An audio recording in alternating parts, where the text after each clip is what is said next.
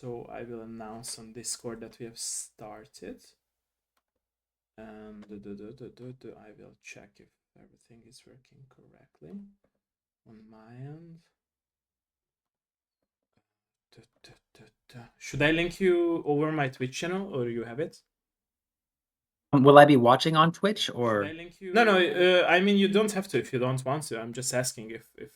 I'm not sure if this computer can take it. Oh, okay. I should Makes just do one sense. thing at a time. Okay. Yeah. Makes sense. Okay, no worries. It's an old Chromebook. Okay. I should Makes just do one sense. thing. Okay, so it seems that there is no lag. There is no FPS drop. Okay, so I think we are good to go. Let me check it again because let 1 2 3 1 2 3 1 2 3 1 2 3 1 2 3 1 2 3 testing 3 1 2 3 1 2 3. Okay, it seems there is no FPS drop as well. Okay, perfect. Because I had lag the other day, so that's why I'm testing it multiple times. 1 2 3 1 2 3. No, it seems okay. It seems okay. Okay, let me know, Clifton, if you're up to start. Let me know. I'm ready. Let's go. So welcome everyone in my very new episode of my Dev Live show. I'm today joined with the creator of the game called Season 3.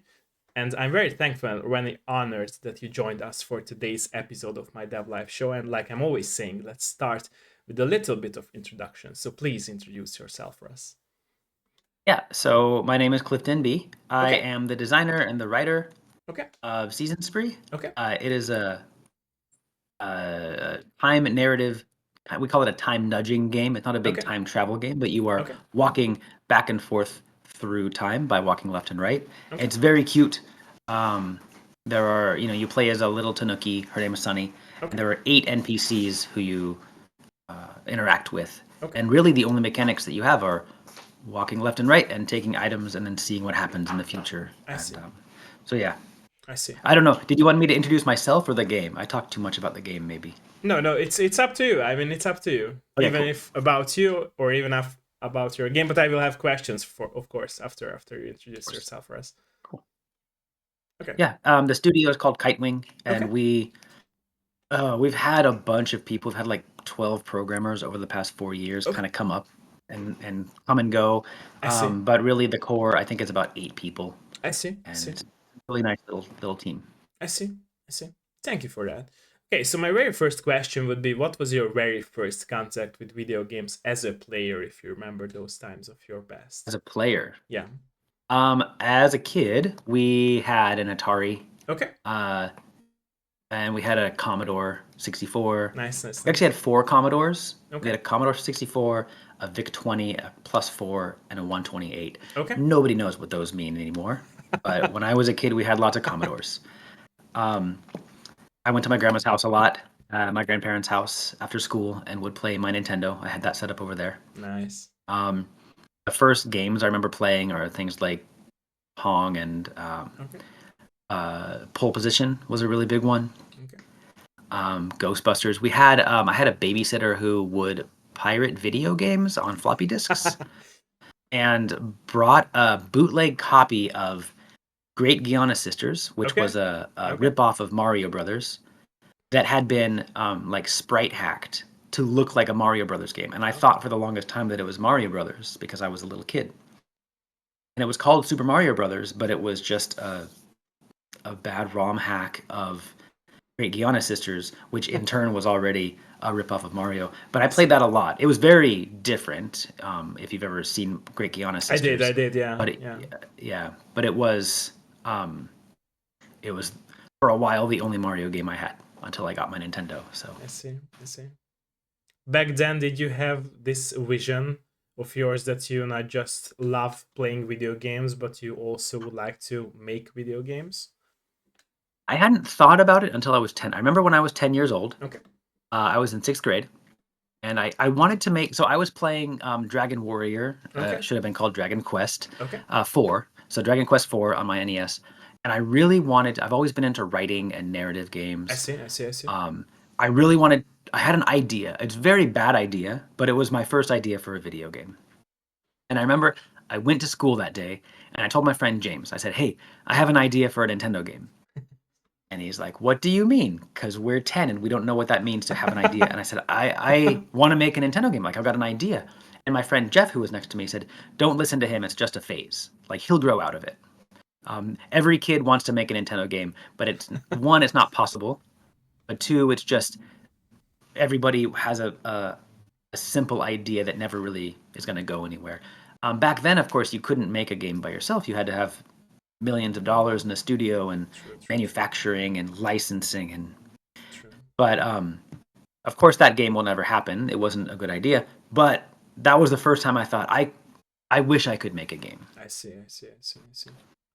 And from that point of your life, when was the first click or the first step in your life when you like really started to mess with game making, and also like you started taking the first steps in order to make your first game?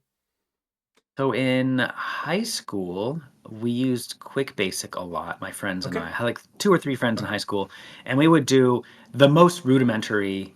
I made this fly around game where you were in a cockpit, Okay. but it was all just lines and circles. I Okay. mean, it was very, very basic, where you had to fly through holes in a planet. You had to fly through holes, through I like see. circles that got bigger and bigger, and you had to be near the center or you died I see. when they got close to you. I see.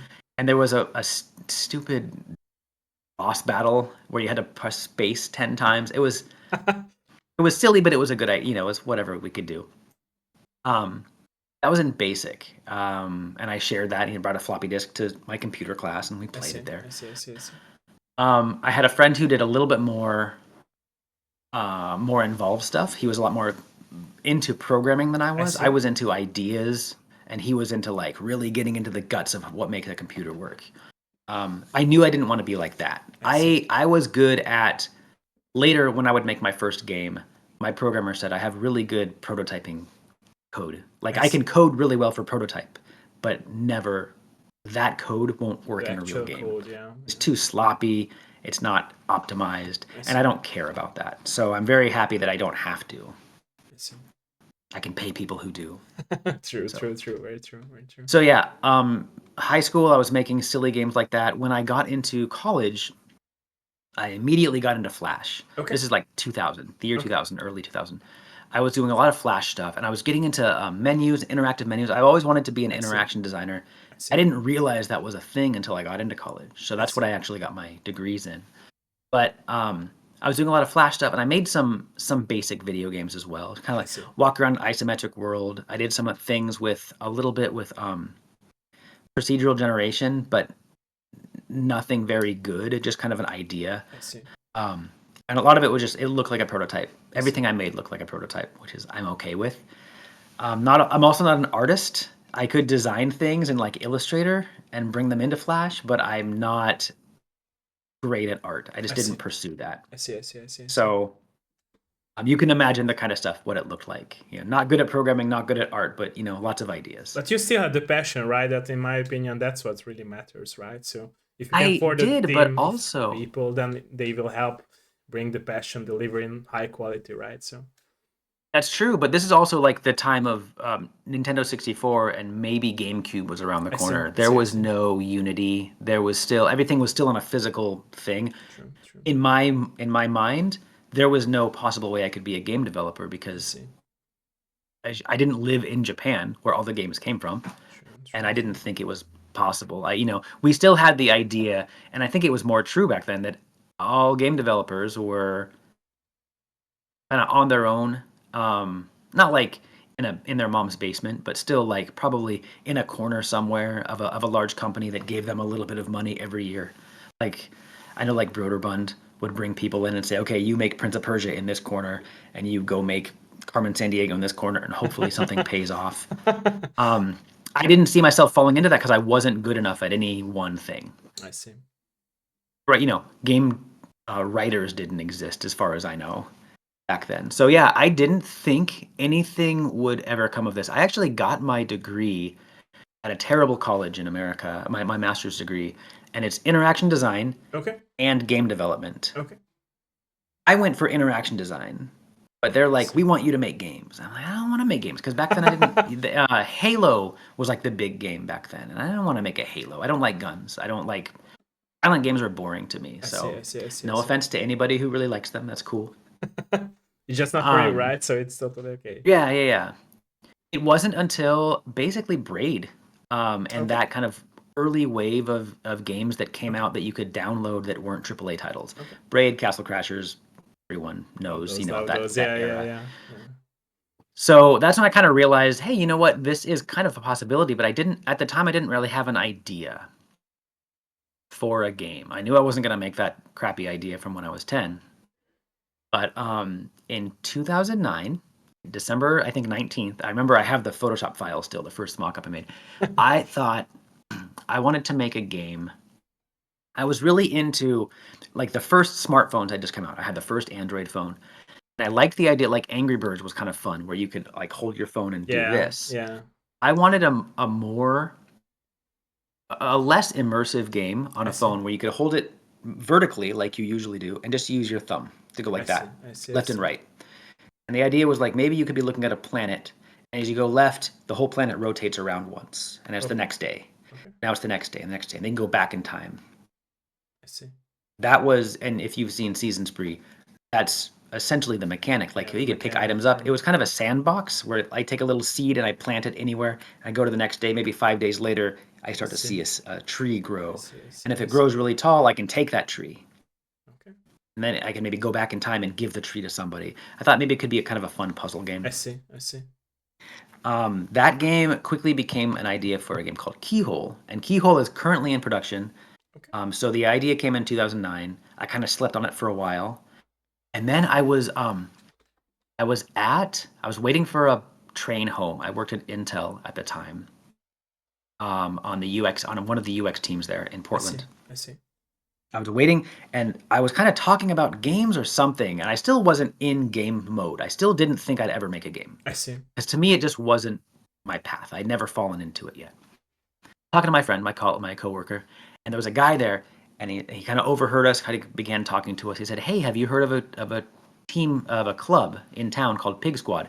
Pig Squad means Portland Indie Game Squad." Okay. I said, "No, I'd never heard of it before. What is this?" It's this new thing that had just begun. They hadn't had any meetings yet. He said it's this new team that's for indie games. Like they support indie developers. I see.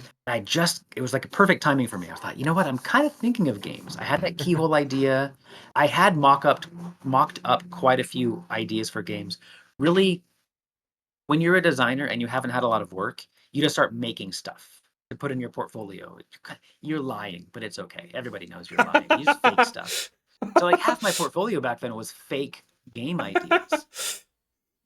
And I thought, you know what? I've thought about games for quite a while now, for a few years. Um, Braid's been out for a while. This was like 2012. Um, and so this guy told me about Pig Squad, and I thought, oh, that sounds like the thing for me. I'd actually begun, before that happened, I was into indie games. I didn't think I'd be into making them, I see. but I started a little YouTube. Not even going to mention what it's called because it might still be online. I'm embarrassed about it. I began a little short indie, like I wanted to be maybe a journalist, like a games I journalist. see, I I thought see, I that could see, be a way to be connected to the I see. world. This is before Gamergate, when everyone decided that you can't be a journalist and also make games because that makes you a bad person. And it's horrible. But like there's this weird thing, if you're a journalist you cannot also be involved in games because there's automatically a conflict of interest, and everyone hates you. Anyway, Gamergate sucks. So but back then it hadn't begun yet. So I was like, let me do a little, maybe I can talk about games that are coming out. I was doing a fun little idea where we could talk about games that were on the way. I talked about Vine as a marketing tool because Ridiculous Fishing had just launched their trailer, which was a 6-second Vine video, which was like the first time Vine had been used to promote a game, to Promote market a games. game. Yeah, yeah. And I thought, wow, a 6-second commercial.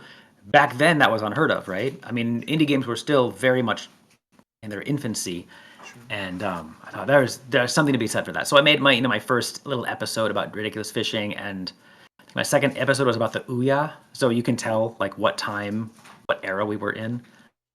And then there was like one about the Peter Molyneux game jam. I forgot what else. There wasn't a lot. So I had a little bit of a connection with the game space, but I hadn't talked to anybody yet. This I is just see. me, a camera I had just bought, and I filmed it here in my apartment.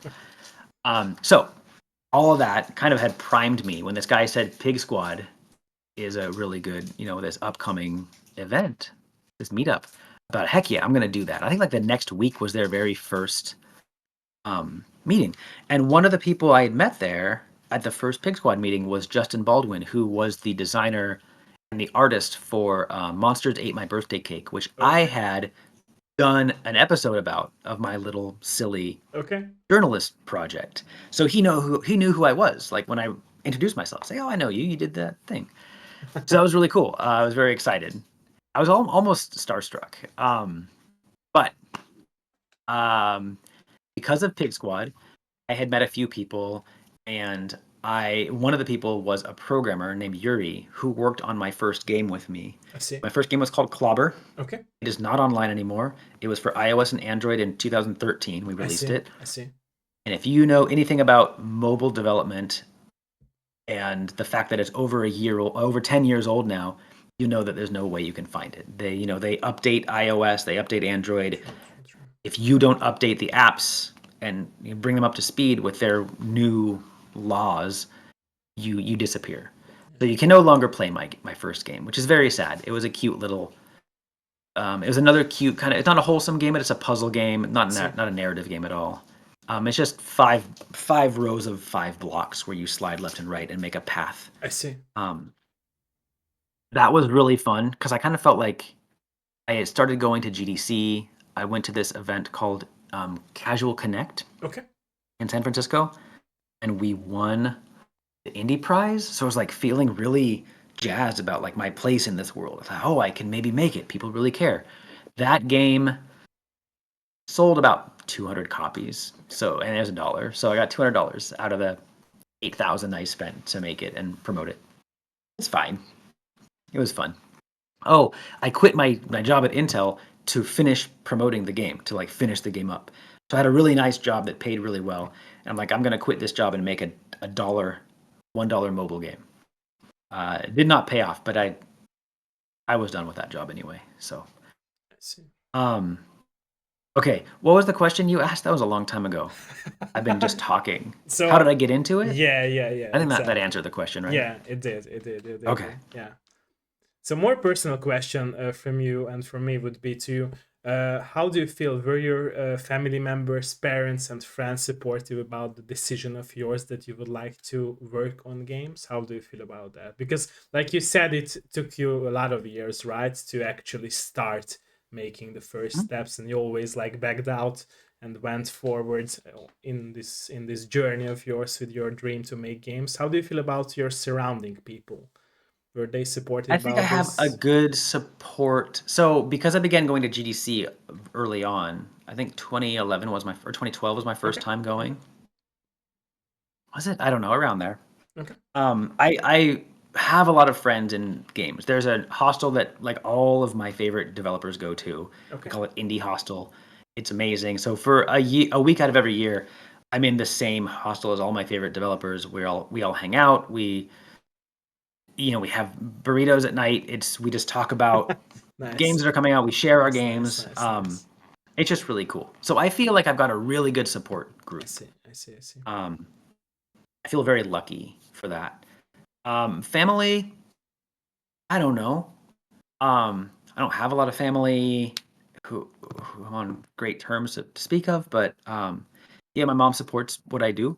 She knows that it's not going to pay a lot. I've let her know, roughly 5% of games do make their money back and the rest don't. So True. True. True. I got to try anyway. But she understands it's a hobby.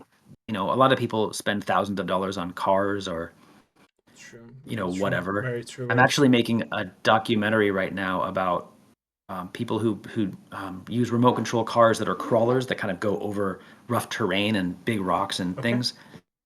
And I love that they're into that. And they put as much money into those as I put into my games. So True. That's cool. Um, whatever makes you happy, right? True, So true, very true, my very partner's true. very I can relate to my that, partner's by the way. very. I can relate to that, yeah. Oh, Because, like, in my what opinion, like, what do you collect? it's no, no, no. I can relate to that vision that you mentioned, that some Oh people yeah, like collect cars and some people want to make games, because I think it's like really a society pressure that pushes us like towards like working 9 to 5, not chasing our dreams, and also like, having a house, a family, kids, and all that society standard stuff, and not letting us, yeah, like going for our own path. And that's how people end up like being at their 30s and 40s, like having this emptiness in their soul, right? So they cannot like go back to that inner child who wanted to make yeah. everything come true, I like a feel dream, v- right? I feel really lucky. I don't have that feeling. Like Yeah, yeah, exactly. I'm in Me my too, 40s, me and too, yeah. I don't think I've sacrificed anything Yeah, really. exactly, exactly, I exactly. don't have a full time job. I'm a contractor. When I can get work, I see, I I see. work. Um, but I haven't had a job since April. They let me go in April. Um, and my last role. And since then, I decided no more jobs until I finish my game. My game came out September 20th. I'm applying to work again. I thought maybe there's a chance that it might sell enough. I don't need to work again, but that didn't happen. So, I see. but as far as like other hobbies go, I'm a yo-yo player. I'm on a team. I collect yo-yos. I've got a whole bunch of them here. Nice, nice, nice. Um, I don't pay for them anymore because I'm on this team, but I just love anything that fascinates other people. And so, if you can share, if you can share what makes you happy with other people, True, true, true. that's a pretty sweet deal. True, true. I agree with you. Yeah, I Um, agree with you on that. Yeah, yeah, yeah. yeah, I think I have the support that I need, and I'm well aware that it's just a hobby, I that it see. might never be anything more than a hobby, but I'm I creating hope it something will. that I hope it I will, really because want I to. can tell you that, or I can tell that you have this very high passion for video games, and it's important in my opinion, right? That's true. It's Passion doesn't mean a game that people will pay to play, exactly, but exactly. But it's still a vision of yours, right? And that you want to make like players have fun, and I think it's very important, especially these totally, days when a lot of yeah, games are coming out, right? It's a lot of impulsive attraction from all the games that people can like consume and play. yeah. Yeah, yeah, I'm I try, we paid a PR person to market the game. That person helped us with our press release, emailed a bunch of people in the press, helped us kind of get things ready. I see. But then like I think about what makes a game worth playing. I think I've made a pretty good trailer, but I'm not a big trailer. I don't do motion graphics very well, but paid a I paid a friend to help with motion graphics, but still it's like in-game footage for the most part with captions. Then I see. Do you know the game A Thousand Times Resist?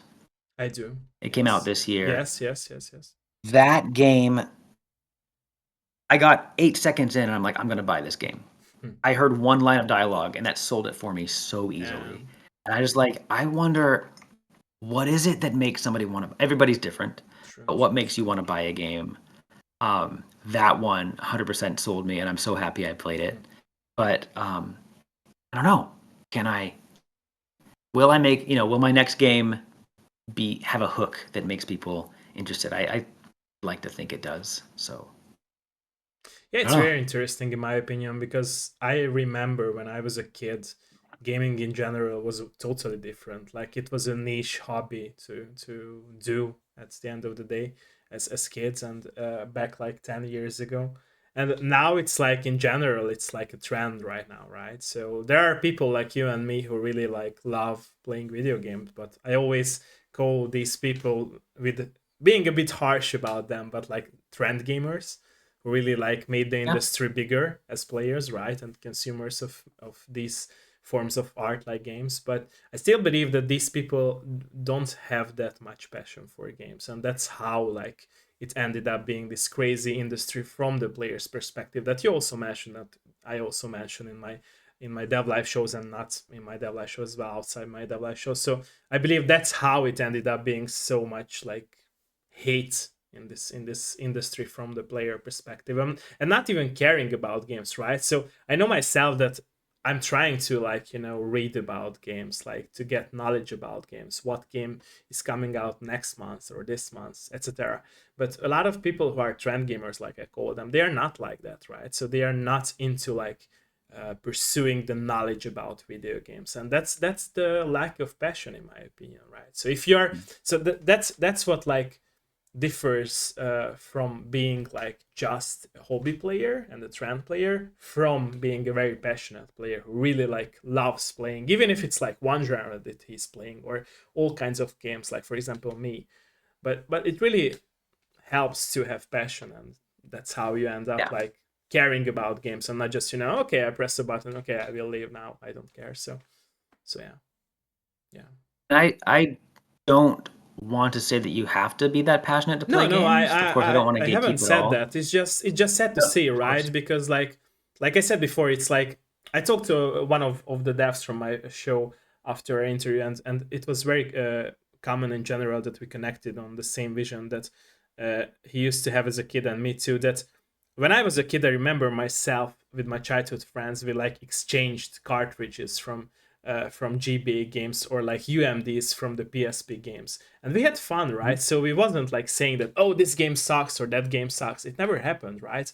But nowadays, if you go to any forums, like people say, oh, this game sucks, that game is bad. It's like so crazy to me that people are like not willing to appreciate the small steps or the small amount of Right. like percentage of fun aspects of those games that in my opinion, at least, I might be very positive about this, I know, but like every game has a fun aspect. You just have to find it, right? But if you have too high expectations for example, a AAA game or an indie game, it will end up you not liking the game itself, right? So it's really about expectations, in my opinion, now. Yeah. There's a lot of actually, I will say that back in the day, there was like you said that we didn't say this game sucks or this game was terrible. There was the Mario versus Sonic Yeah. crowd. Yeah. There was the The Street Fighter versus PlayStation Mortal versus Kombat crowd. Xbox also. Yeah. Yeah. So there were like console wars, and there Yeah. were, I guess, property, Yeah, but it wasn't IP like that harsh, right? Like stands. right now. It wasn't It that bad. wasn't It was like right, but a like the joke, seeds were right? So there. yeah, exactly. Exactly. Honestly, I didn't like Sonic back then. I played it when I was at my friend's house that only had a I Genesis. see. It wasn't that I didn't like the controls, and the story was I see. silly, and it kind of planted the seed to just for me to dislike mascot games. I see. Any game that's like named after a character that's kind of quirky and goofy, Mario landed it. Mario was great, and then like ever since then, there's Gex and Bonk and Jack and Daxter and Sonic, and it's all these like they're named after these weird quirky characters. I'm over it. That's just me. I'm a little bit cynical, so um, I try not to be, but I'm not really into games, especially ones that are 2D platformers. They all kind of feel the same to me. So I see. I see. I see. I do have that in me when I'm like, this game's not as good. Give me Mario. I see. I see. Okay. I believe, by the way, that all of us creators who make our own craft, we always tend to put our inner self, even if it's experience about lost love, everything that we had experienced in the past. Is it true, this statement of mine, for your life as a game developer as well, that you put your experiences, your messages, your vision into your games? That basically it's you in the games you make. Yeah. Okay. So I mean, as a writer first, by the way, in high school, I wanted to be a fantasy writer. So I Okay. was always Okay. like writing about There's magic still an and option for that, right? stuff. Who knows? In the Well, future. that's what this is now. Like, all of my writing goes into my games now. True, true, Keyhole, true, true, a true, lot of writing. true, true, The game true. that I'm working on right now, which is very early stages, but Okay. it's also a time travel game. By the way, time manipulation, time mechanics is my absolute jam. All my games, not Clobber back in the day, but like all my games now, they're all about time I see. manipulation, some I kind see. of time mechanics. I see. So, but all of them are also very narrative driven. They're I all see. very story and character driven. I So, see. yeah, there's a lot of self insert. So, Season Spree has 8 NPCs, and they're all cute little characters. Two of them are basically just stand ins for me and my partner. I see. Um, if you play the game, you might know which one I'm talking about, Yeah. which two I'm talking about. But there's a lot of little in jokes, like little secrets that you wouldn't understand unless you were somebody very close to me. I see, I see, I But see, you I don't see. have to. You're not meant to know those things. They're True, just little true, things that true, I made to make me chuckle. true. But yeah, there's a lot of not really dealing with loss, but dealing with maybe kind of gentle emotions. Okay, okay. I don't, nobody in Season Spree dies. It's a wholesome little game where nothing ever True, true, goes true, really true, wrong. true, And if true, something goes wrong, you go back in time and you fix it and it's fine. true. Um, but the one I'm working on now, there's a much heavier emotional moment to it because really I want a game that makes me feel like 1,000 Times Resist made me feel. I see. I also play Lorelei and the Laser Eyes this year, mostly because I love Simogo. They made Year Walk, and Year Walk is by the way, Year Walk is one of the greatest games with exposition. Like most games handle exposition. Okay, I can't even talk right now. Um, and Year Walk handled exposition in a way that I've never seen before, and I I feel see. like it's just a masterclass in that method of storytelling. So I was gonna buy whatever game they made, no matter what. So I bought it because it's them. It's a trust, right, in the process and the company. Yeah. Kind of. And Yeah. it's like when you follow a band or a comedian. True, I true, true, follow true, true. certain music groups, I follow comedians I love a lot, and I kind of watch them go, oh, this year they kind of took a dive. This special wasn't very good, or this one got really good. Something happened in their life Yeah, that's what I wanted to say. that, They have changed. personal life, right? So they can change in a way, like they Yeah. act or they do their craft. Yeah, yeah. And I'm not stalking them. I only read what they allow to be public. Um, as a developer, I'm not gonna ever get that popular. No one's gonna, there are very few game developers who people kind of really follow. There's Tim Schafer and maybe a few others where people really follow their lives and go, oh, look what happened to this year, and oh, Psychonauts 2 came out. Maybe there's a tie-in with whatever happened. I don't follow him. I don't actually play Psychonauts, but I know that I'll never be a kind of person who the general public cares about or the gaming public cares enough It's not about to true, in really my follow my opinion. You life. never know, right? So you might be Well, ending I up mean, like making game not to a that's large degree. you never Yeah, know, in my there- opinion. Like you can't say that I in guess with it's possible. But I like to think that there's a little version of me kind of on my shoulder okay. going like, oh, this will be a fun little joke that only you and like two other people understand. But even without the joke, even it doesn't hurt the game. True, true, true, true. I like to find those things because I need to Easter amuse eggs for myself somehow. yourself, right? Yeah, yeah. And for your And I have fans, time for it. true, So, true, very true, very true, very true. right now, actually, I do like other kind of. So, there's a musician named Jason Webley. He's in Okay, Seattle, okay. and he was the big um, inspiration for this book that you read in the game I of see, Season Spree. I Like you see, get a book and you get a new chapter every I season, see. and it's kind of I wrote it the way I felt he would read it Hmm. or would write it, and I want to see I'm going to give him a copy of it pretty soon to see what he thinks of the game if he wants to play Nice. it. He's not really a video game person, but um, what was I going to say? Oh, this next game I'm working on, there's a band called the Decemberists from where I live. They're Okay. pretty popular, and I'm using a lot of names and references from their albums not to be overly like, look, it's a game about your song. It's not about their work, but I just have little kind of Easter egg style I references see, I see. to characters. And if you know them as well as I do, you'd be like, that's clearly a reference to this over here. Um, but really, it's just to amuse myself. I don't think, with Season Spree, if we got really, really popular, I don't even think people would make a reference, would realize that Jason Webley was the inspiration for anything. But if I told people about it, maybe people would listen to his music and go, "Oh, I see now because this part here sounds like this over here." If we'd had the audience that I wish we would have had, it would have been kind of fun to promote his work and say, "By the way, this character and these books are from his music. Go listen, see what you think." So it would have been fun, and I kind of want to work thinking that might happen someday. It Hoping will, that in my I'll opinion. be able to It will, to it will, it will. show off my Easter eggs, and enough people Promoting will play games the game still that it'll makes matter. more time than making games, in my opinion, especially nowadays, right? To get to a Yeah, wider audience, in my honestly, opinion. Because there are so many I don't. games coming out, and even if you don't want to compete with them, you still compete, let's say, in I this weird know it's really way harsh. for people's attention. Yeah, because in my opinion, it's not competition, but you still like end up like, even if you don't want to compete, but you still compete for people's attention, right? So There's still a finite number of players and dollars. So, exactly, exactly, exactly. I don't want to publish again myself. I I see, I think that the games I've been working on, Season Spree, I feel should have had a publisher, I see. and I know the publisher I would have chosen, but our meeting fell through and I didn't follow up in time, and I just had to. It was a Kickstarter game, back in 2021, early 2021, and I just had to make it. We were 3 years behind schedule, and I couldn't keep waiting, make people wait.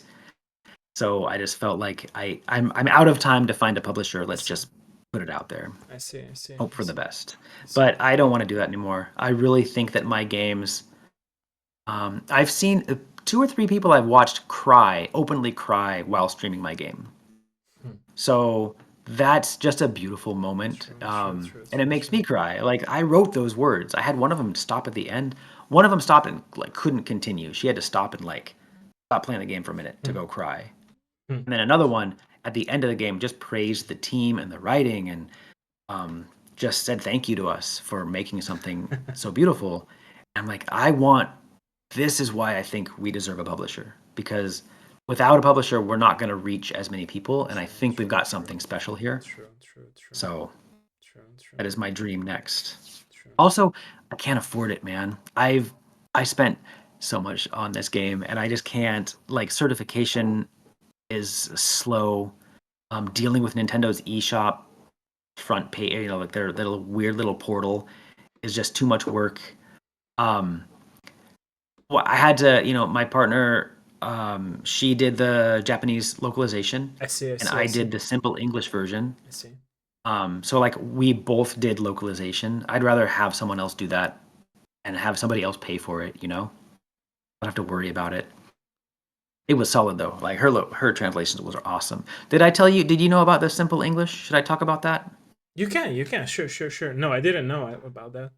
So yeah, I used to teach English. Okay. I've tutored English beginning in high school. Okay. Like I've always been somewhat of a writer, to certain degrees, and I'm just really into working. I've worked with children. I work with non-native speakers. I taught English in other countries, and I wanted to make sure that my game was accessible to anybody. I see. So it's to as many people as I possible. see. I see. I So we see. made a simple English option. So when you play Season Spree in the menu, there's English, simple English, and Japanese. Those are the only two Oh, okay. I options. didn't know Only three that. options. Oh, okay. I didn't Yeah. know that. So simple English is great if you're like a family. I've tested this with a family with a few families with smaller children. And you turn on simple English, and That's a now very all the nice people say touch, the by the same way. thing. That's a very But nice yeah, touch of you doing that. because after teaching so long and really understanding what kind of vocabulary people use and what they True, true. understand, And it what kind really of matters, in my phrases. opinion, because like communication, even if it's verbal or written communication, a lot of people are misunderstanding each other nowadays, right? Especially with Yeah, the power, or the era of the internet. So that's important, in my exactly. opinion, to have these options to really, to not just appeal to everyone, but also to help understand the game better, right? So that's a really nice And I, touch. That's and unique. I That's unique thing. Nice. thank you. Yeah, it was really. I was so happy to do it. I just want to promote it. I want more people. I want every game to have a simple English True, option true, or true. simple whatever language they're Yeah, in. Right? exactly, We don't have a exactly. simple Japanese, but there's simple Especially if English. if a game is appealing more to kids, right? Or also opened Yeah. up more to kids, that they can play it. Yeah, yeah, I agree with that. And like I said, So it's a very nice touch of your game. I didn't know that. I didn't realize that when I was playing it, because I yeah, wasn't messing you should up with check the it out. options. Okay, I will. I will. I Right, right, will. right. I will. Thank you for letting Um, me know about that. And there's also the game doesn't tell you, but every action has like 3 different inputs, 2 or 3 Okay, inputs. okay, So you can play the game with one hand, I like see. the if you use a Joy-Con or a gamepad. I see. Keyboard, I think you can do jump is two. There's W jumps, because WASD, space jumps. I think there's a few different things for keyboard, I but for see. the gamepads, there's 3 ways to move. There's the D-pad and both thumbsticks all do the same thing. You can jump, but jumping's automatic, so you never need to jump. I see. And then advancing dialogue is the A button or L1, R1, and then taking items is Y or X and L2, R2. So like everything that you need to do is there with on both sides of the I see. gamepad. I see. I just wanted to make sure that we're physically accessible as well. True. So, and this, we're very lucky that I wanted to make a very limited mechanic game. So, only running left and right, talking to people, and then taking items. So, there's only 4 buttons that we really need to press at any time. True. For a while, we did she did not jump automatically, and you had to jump twice to bring the glider out. She has a leaf glider that she glides into the air with. You get about halfway through the game and you get that item. But if you don't hit jump in time, she'll automatically jump into the water, and then you're slowly jumping. So like I was watching my producer play, we were playing back and forth, a lot of QA, and like they would always forget. They wouldn't forget, but they wouldn't hit jump in time because Sunny automatically jumps into the water, and they like go back and try again. Sometimes it would take a few tries. I was playing with a friend, a different friend was playing it. I'm like, you know what? This is actually painful to watch. Like he didn't know there was a run button. So I didn't tell you because I play Mario games. Everyone plays. There's a run button. And I'm like, why are we making you hold a run button? This is the most basic kind of game in the world. It's a platformer with one platform, is what I like to say. So like, why don't we just run automatically? Maybe the run button can become a walk button. So I changed that.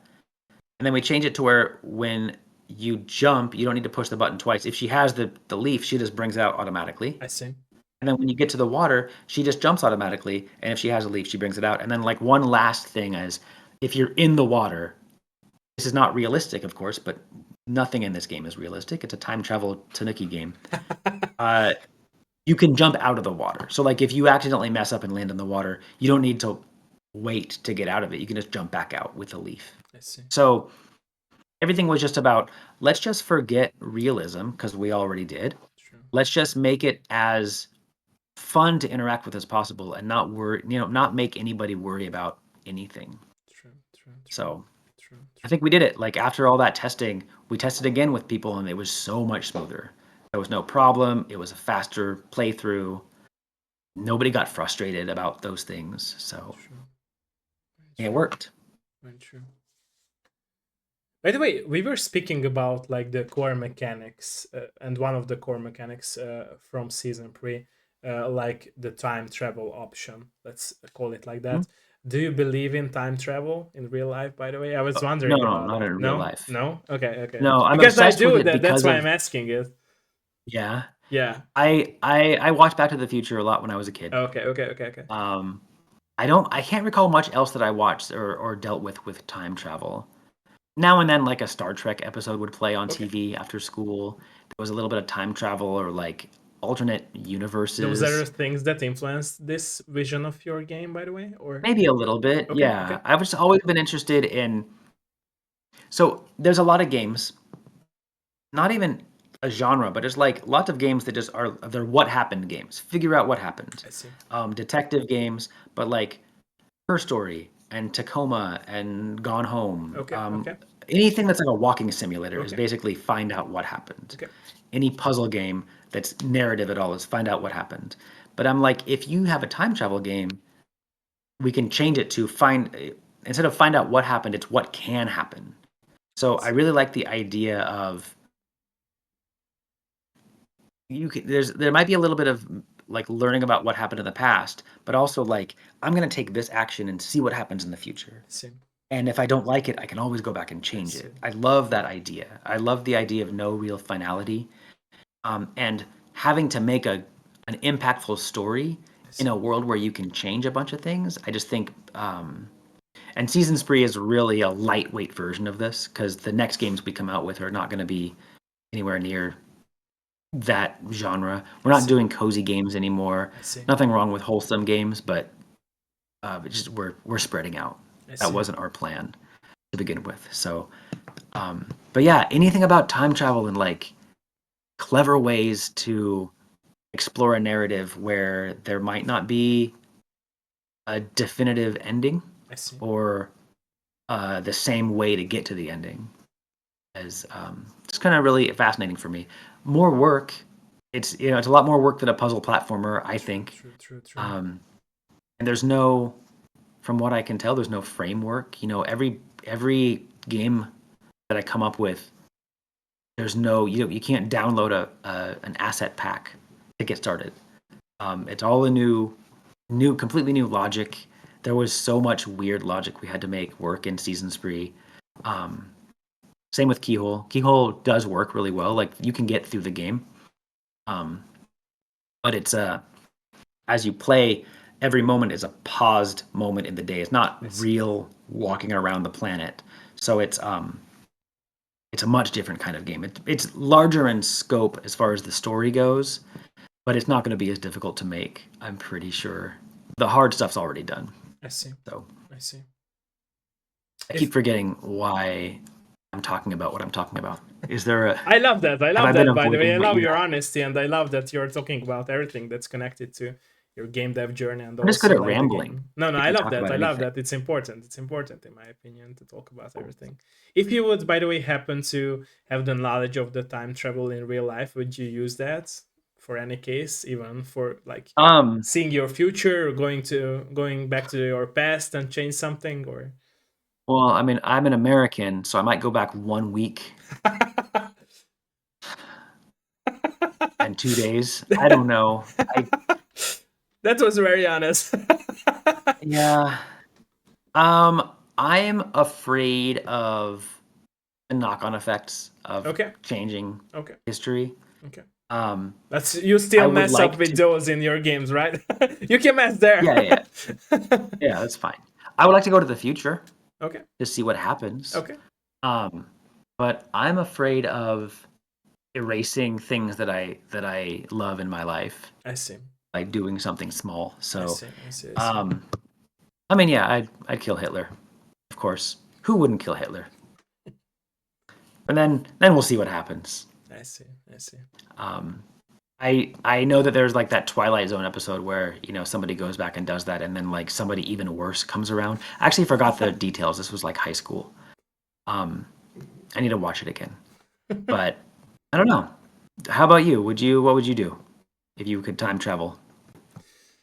It's a hard question. I was thinking about it a lot because since I miss my grandfather who like passed away when I was 12, I would probably go back in time and spend more time with him. It's a must thing would be for me to do. I'm not sure if Okay. I like would change the history itself because like you said, I also fear about like the consequences if you change anything. I was thinking about Yeah. that. But like for me it would be like very important, to give a hug to him and to say that how I am and how what kind of things happened in my life. I was always reminiscing and dreaming about it, like still do, because I miss him so much. So yeah, basically that's it. That's the only thing I would do. I would do. Yeah. Okay. Yeah. Yeah. Things have worked out pretty well in my life. So if I did go back to change anything, it would be for other people's benefit. I see. That's So nice of you, by the way. no. And I, like I said, I totally Well, appreciate it's what also you. hypothetical. Well, yeah, true, true, true, true. Who knows? Who knows? Maybe one day, maybe. Yeah. Yeah. Okay. So my again personal question would be: how have you changed as a person in other territories of your life from now being a game developer for so many years? Um, you know what? I don't know Or if if you have I. changed in any Yeah, territories? I think a lot of it is that I was in my 30s when I started. Okay. So like I don't want to say like I've done all the development that I'm gonna do, but I feel like I did a lot of my important character development Okay. myself Okay. before I got into games. Um, so I mean, I think I've grown as like a team lead. I've grown as a little bit as a UXer. I was I already see. had been doing that for quite a while, I but see. like um I can't really think of anything. I wish I had an answer for that. I feel like I should, right? You should change. You should grow every decade. Um, I'll uh, I'll think of something as we talk. We'll I see. mean, Maybe not. it's not always that people grow, because it's not about the growing process. It's about like, I think because you had this huge amount of passion for your games always. You always and still Mhm. have that passion, right? So it's like on that side, I think nothing has changed, right? So you just put more work into your games that you make, right? Because it's not Yeah. just a dream now. So in my opinion, that's okay if you haven't changed on that perspective. Yeah. Okay. But let me know if you can like Yeah, I'll be think thinking of. about it Okay. as Okay. we talk. Okay. Okay. So you mentioned that for your next game that you are working on and also planning to release somewhere in the future, you would like to have like a deeper story, not a cozy game. Mhm. What would be the about that's about? Like, can you share some details, or it's like still in the making and it's like spoiler time, so you cannot share I anything don't about it? mind. It's Mm, nothing that it's the games that I make, luckily, you can't really copy. okay. A lot of people make, like with Ridiculous Fishing, they were ripped off before they could launch. True. True. True. I remember Because the that. Yeah. mechanics were Yeah. that 6-second video Yeah. was just enough to get, okay, you go Sorry. down, you bring it up, you go and shoot in Yeah. the air. And then that game, I forgot who it was, stole the idea and whatever.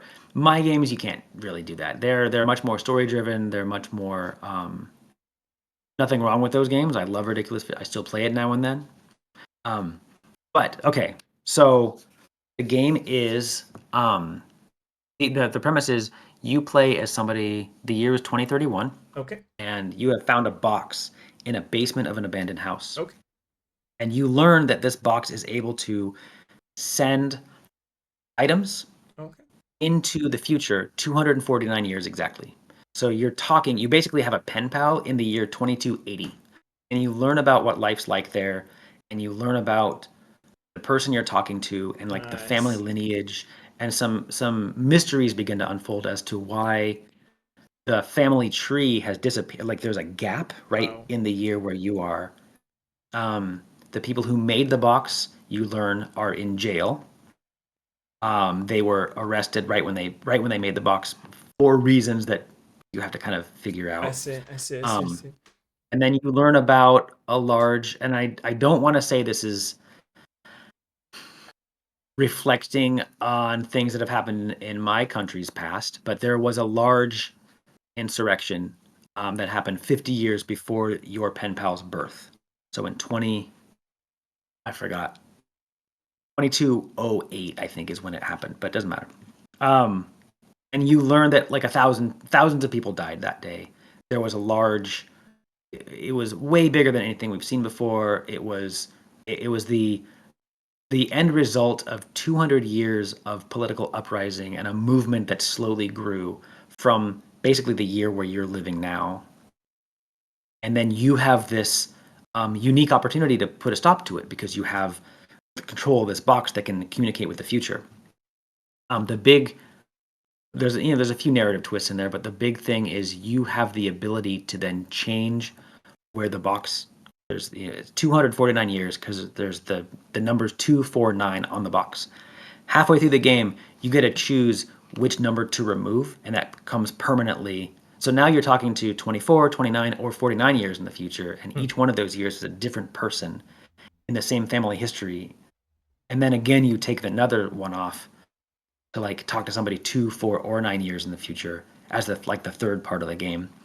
Um, you're trying as hard as you can to stop this thing, but then also the person that you spoke to in the very far future, the distant future, he helps you do it knowing that it might either change her world or she might not exist entirely depending on what happens because of this butterfly effect we were talking about. So she decides to kind of potentially maybe sacrifice herself I to see. help you stop this insurrection that everybody talks about. It's I like see. how everyone talks about the Holocaust or 9/11. This is the big story that people share with their children. Hmm. She's like, if I could help prevent that from happening, that would be the best ever. Hmm. So that's the idea. It's very story driven. It's right now the main concern, the main negative point people had about Season Spree was that it was so lacking in interactions. You could only go left or right, and you had to go left and right a bunch. You had to like revisit the same day over and over. People thought that it was just too limited in what you see. Like this, you saw the same 4 islands and the same 8 people over again. This game, I decided that we have to have a lot more varied gameplay. I So see. there'll be, you got to go to the library. There's going to be a police chase. There's going to I be an see. explosion and I see. things like that. I'm still not sure. It'll be first person and 3D, but I'm not sure like what it'll look like. We have no idea who the artist will be. It's me and a couple people helping me with the story right now, and a little bit of music to set the tone. And then we'll see. That's how early we are. I'm still working in. I'm using Inky right now to go through the stories I see. and like make all the multiple choice selections. So I've only done one timeline because like it splits into 3, and then each of those splits into 2, and then each one of those has its own different ending. So I've only done one of those so far. I see. I see. It It's might a take very 10 years. interesting I don't know. switch, by the way, from season spree, right? So, but Oh still yeah. have that core like message of like you want to help people to get the world to a better place, and I think it's a very nice Yeah. message of your games, in my opinion, because it really matters. It really matters, especially around this day and age, right? When people like go very I had crazy. somebody I had someone like leave a review of Season Spree that like said that it it teaches children to be kind, and I'm like, I never actually thought about it. Like it's a very basic lesson: be kind, help people out. But they Basic, were but like, this people game is forget it, right? And especially adults, right? And also yeah, kids that's true. nowadays. Yeah, yeah. So Sadly, I it would was kind say. of nice to hear that. Yeah, yeah, yeah, yeah. And I also believe that it's important because like games like Season Pre also like can be like used in schools, in my opinion, right? Because it's like you said, it's simple, and it's like the reviewer of the game said, it teaches people to be kind. So it's basically Right. I always believed in the fact that there are some games in the video game industry that can be used for teaching kids for the better, even if it's about like using the language, understanding the language like you mentioned, or even if it's just a common basic thing, but it's still like hard to for people to consume or to swallow, to be kind with each Yeah. other. So yeah, so yeah.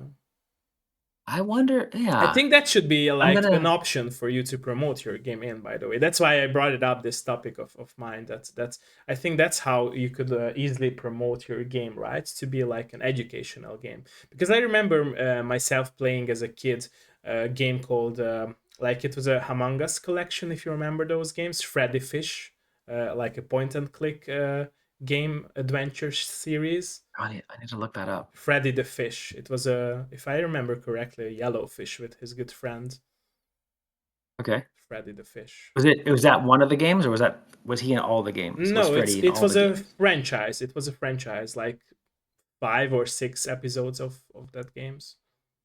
Freddy the Oh, when I Fish. Google Freddy the Fish games, I get Five Nights at Freddy's No, no, games. no, no, no. It's Freddy the No, that's the Fish. wrong Freddy. Yeah, yeah, yeah. Freddy Fish. Oh, with an I. Yeah, with Hello. the eye. Okay. Yeah, yeah, yeah, yeah, yeah. There's some on eBay. Oh, some Steam. The complete pack on Steam. Yeah, there is. Yeah. Nice. It's a Among Us $5. collection because they were all of these games in Among Us collection. They were like these educational games where like children and kids could learn not just English or any languages, but also like the basic stuff that they can mess with in the world, like apple, what you do with an apple, or what you do with, I don't know, a door. You open a door, so it's basically like teach kids to what they All can right. do in real life, you know so yeah, basically I think it would be like a good idea for you to promote your game season spree. That would make I sense. will see what I can do. I don't know how to get in touch with like a school and say, hey, do would you like a discount on a bunch of Here games? in I don't know. Could be Hungary, no, fun. no, here in Hungary, what people do, like, I'm not sure if there are, I must be pretty sure about that in US it's also like that here in Hungary, for example, we have like these clubs where like clubs connect video game developers with schools and also with universities, like for example the esports club, and they Hmm? like can like manage developers to make like educational lessons for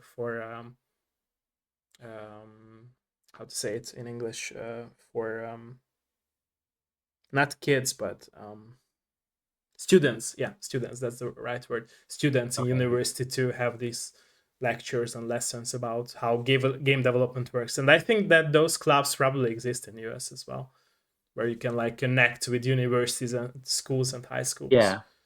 by being a game Yeah, developer. I might look into, because there's a certain age where like time travel kicks in. I had a whole family play with like 5 different kids, and I know like the 6-year-old wasn't really. They understood the idea of go back to yesterday and go back to tomorrow, but they weren't really understanding the how like the results of your actions played out. But once you hit like 8 years old, it was fine. So So, yeah, if I could, I would mind kind of looking for an elementary school, middle school. Now, middle school, kids start to be too cool for wholesome games. It's too I cute. mean, you never They know, might not right? like it. So it's like, and also I think I that mean, it should be really like these educational games really should be like connected through the parents with their yeah, kids, right? Because like in my opinion, a real problem these days that parents do not really overlook about the games that kids play. Mostly they never did. I remember like I was playing like GTA and my mom was like, "Okay, why are you shooting and why are you like, driving so fast with the car?" But yeah, but at the end of the day, like they still let us to play those games, right? So it's, and we didn't became serial killers, so it's not a problem for us. But yeah, like I said, it's important in my opinion that's like developers should be connected with these parents if they like have these, you know educational level games, in my opinion, because that's how the kid will be ending up not pressing his phone or her phone by scrolling down TikTok, but really playing interesting and educational games, in yeah, my opinion. really Which, engaging. yeah, and also they are fun. Will be probably fun for them. So that's why, yeah, yeah, I yeah. hope so. I like to think my game is fun. I do, and like I said, I think that it's like what I summarize is that it's really important to have all those aspects that you mentioned. That it's really available for people to consume and to have fun with, because describing fun really is about, like, in my opinion, to be like simple, but also like you have fun in a hardcore way. Of course, like a cozy game won't be hardcore, right? So it's like it doesn't make sense to be hardcore, but yeah, yeah, okay. I mean, somebody will make one, I'm sure. True, I mean, true, I'm true, sure there'll true. be a nice, some The kind of definitive crossover edition, between, right? yeah, where like you're a bunch of cute little teddy bears throwing cotton balls at each other, but it's like oh, very hectic. I don't know. I'm sure someone's done it and will continue to. And True, that's true. what I love. Like there was a documentary where somebody, God, I think it was Robin Hunicke, which I know is, I guess, is problematic now, but whatever. She said that she wishes like there'll never be enough genres. If there were like 500 new genres tomorrow, it wouldn't be enough or something like that. And I do like the idea that we can keep making new genres and combining them and blending them Sure, together sure, to make sure, sure. something fun. Like there could be True. very easily, I can now imagine a wholesome, rage game or something that's impossible to get past, but True, it's really true, cute the true, whole time. It doesn't. There's no violence, but there's true. something. Yeah, but that's the Um, risk, right? So, and I think that if for AAA companies nowadays, they are not really like affording this risk to take because they are scared what people will think. But at the indie scene, you see these risks being taken. So it's really the indie scene that now developers in the indie Absolutely. scene take the I don't risks. even consider AAA. I don't think about them. I think I play Nintendo games, so like I'll play Zelda. Um, that might be it. Oh, Zelda and Mario. I'll play those games. But yeah, that's it. Like I don't even when I think about video games, I do not think of any other AAA studios. I don't. There's nothing wrong with them. It's just not my thing. So yeah, I mean, it's like a completely different industry. Not even a different tier, but it's like a different world altogether because they're so risk averse and they need to make as much money as possible and keep piling the stacks of paper. And we're like, True, we're but making what fun I things what I because we said with want the to. risk is like not the money oriented risk, but the story driven and mechanic wise risk, like the idea risk. and the vision risk, because I Yeah, feel but I like think it's because of the money. Like they not don't want to take always, that risk because it might not not sell. always. It's a publisher side risk that's about the money, but I'm sure that developers are not money oriented people. Like they want, of course, to pay their bills, but they are not about the money either. If it's indie or if it's like AAA developers that we are talking about. And I also say that what I always said is that I feel like the safe play really started to be a normal and common thing in the video game industry as for AAA companies is because like people like you said, it's very true, and I agree with that, that people had these high expectations for games, and if there was like a very risky vision of having a very new unique system in a AAA game, people say that that sucks, because it's new, and people treat new and very risky and very like crazy ideas in a very different way now that they treated it like 10 years ago, because I remember in the PlayStation 1, 2 and 3 era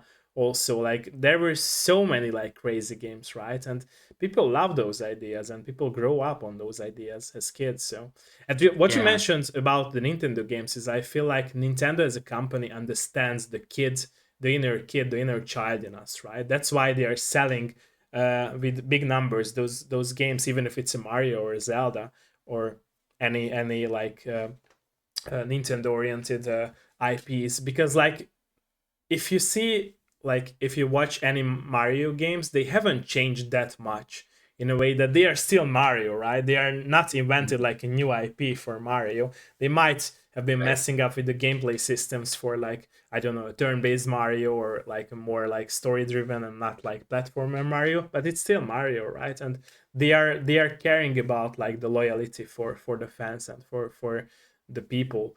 And I think that's why Sony is like having a hard time, and Microsoft as well, because like they forgot to have these, like you said, you were talking about the mascots, but it's true, they had mascots, right? But they forgot it. Very Crash Bandicoot, for example, right? So and I think that's important, because those games which we grew up on, no matter what system, they understand the kids in the adults, right? But now it's like companies tend to like forget that we used to be kids, like, right? And we still want those games to happen, even we if Yeah. we grew up. So, and I think that's why Nintendo is so successful, because no matter how old they are, they still do Mario games, and they appreciate the people growing up in their families, right? Playing Mario and appreciating those games. And it's funny because the same people are still in charge who are made like the first Mario game Exactly, are exactly. still making Mario See, games. And that's exactly, not going to be pretty soon. That won't be the case. exactly. But like when you think of other things like TV shows and movies, um, like TV shows that are making a resurgence now, like repeat or remakes of TV shows, I think are because like the people who watch those TV shows as kids are now old enough to be making TV shows and like they're True, new producers and true, directors and true, true. writers. So that's like that makes it that's pretty obvious to me. Like, oh, the reason we have new I don't watch enough shows, but you hear about a bunch of TV shows coming back. True, And it's like, oh yeah, it's been about 25 to 30 years, so those people, the kids now are adults. true, They want to make the same show that they true, watched. true. But with Nintendo specifically, it's like Miyamoto's still making Mario games, and they are unique enough. I don't play like the new Super Mario Brothers U games or anything. The new Mario Brothers games. I played one on DS, and I was like, I get it. But like Wonder was so different and cool. True. Um, Odysseys were really good, or Odyssey and the Galaxies were really good. So like they're still doing new stuff, but Mario himself hasn't changed. True, exactly, Um, exactly. It's still the and same like he fun with is the some most new familiar. gameplay segments and aspects of the Yeah. same franchise. Yeah, yeah, And I think that was a big thing about Mario is like, and it might be a little bit of our character Sunny in Season Spree is like the character doesn't change so much. Like you learn about her as a player. Her relationships with other people grow because they grow and you help them out. But like Sunny's always going to be Sunny. So like the lore of the game is the sun is always directly above her. So mm, she controls the direction the sun moves. And because of that, that's how time works as well. So when you're going forward in time, turn around and you're gonna rewind time. Um, that is consistent. Like that's a constant throughout the game. see. And there might be a little bit of Mario in there. There might be a little bit of like, here's a character. I established, a few rules, a few things about the lore, um, and we'll see what world we can build around that. And the world does literally change around you as the bridges grow. You have somebody who goes a bridge, builds a bridge. There's a new raft. You get a new leaf to help you out. There's a cannon, and also the seasons change as you play. So like you're walking around a changing world, but you're always just going to be sunny. And I like that idea. I like that like I don't know. It works for a wholesome game like this. True, true, true. Um, but But I yeah, think I it want works more for character other games development. as well because, like you talked about, like the company owner and CEO and also the people who work at Nintendo, they haven't changed, right? Because like they just grow as a person and in a way like they have more money and they understand the industry more, but they still make Yeah. Mario games, right? So, in my opinion, it's really the kid in us who makes us not being or having that change that much, right? And still having that passion, for example, for making games or making good things in life. And I think that's matter at the end of the day. That's really matters. Yeah, yeah, I can totally relate to that vision. Okay, okay. So what about the next game that you were talking about? When are you planning to show players Oh man. something about So that or I'm release it or a demo or anything? So right now, my main goal is getting out of America. Okay, For about 3 or 4 years now, I've been okay, trying to leave America, okay, and it's just because I do so much contract work and it's not very solid okay. or consistent. I'm stuck here for a while. I'm trying to get a digital nomad visa, or live in Spain or somewhere in Europe. Um, Japan again maybe would be okay too. I'm up for wherever. But I can't say anything until I get a job and like I see, have a production team again. I see, Um, Everybody's a contractor. I do like my producer will come back and work for me as soon as I can hire them. Um, and they're also the musician, so that's really lucky.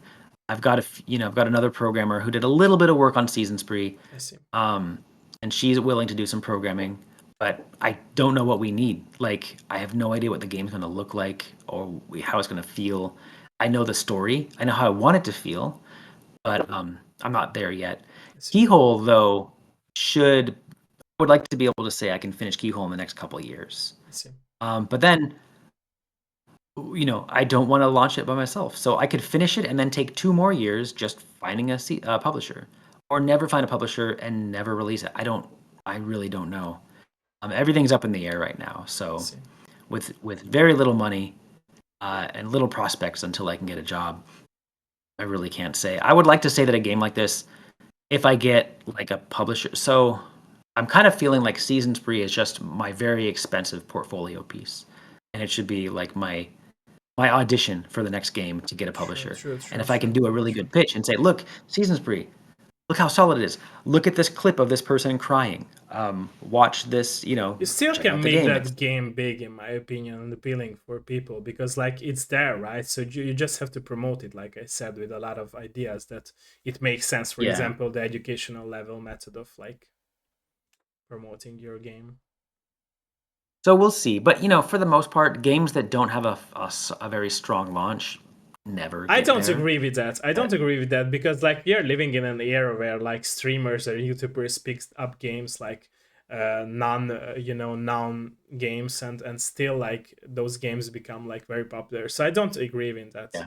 on that. Like I it mean, still can happen. statistically, it's It's just true, yeah, but it's statistically yeah, possible. but it's possible. But it's really like I think also one part if it's like probably luck and also the other part is that if you put hard work into like promoting it it will eventually come together in some point or at some point at least Yeah. you just have to I'm gonna realize try a little those bit. boxes that you are in, for example like the educational level promoting or you get to those streamers who, for example like cozy games, right? So yeah, yeah, And I'm not bothered if it doesn't happen, but it's still like Season Spree is but my audition. it Like, okay, should look, it should like you mentioned because you care about it and I think it really yeah, makes sense because you like you said it's true you put so much effort and it's time true. and money into the game But so another part of me, which might not be a good thing, is like when I'm done with a project, I want to start the next one. I And see. like Season Spree is done, I'll still go to an event. Like I went to a couple events. I went to PAX right before it launched because the timing was bad. I wish I could have launched right at PAX, but then I went to another event here in Portland, and then promoted the game, and it didn't really boost anything. But also, I have like 700 business cards left I want to get rid of. So somehow I'll get rid of those. But still, like I Just when I'm don't done with the tell the game, people, I right? want That you want I'll to just get rid like of the throw business. them around just here. Leave them on The money tables. dance, right? Exactly. Take a card. I I'm really into other games. Like I love Season Spree and I loved working on it, but it's done, you know? I That's see. also why I want a publisher because I want to be done when I'm done. Like I want to not have to worry about promoting as much. And like a publisher's name on a good publisher, you know, somebody that you know.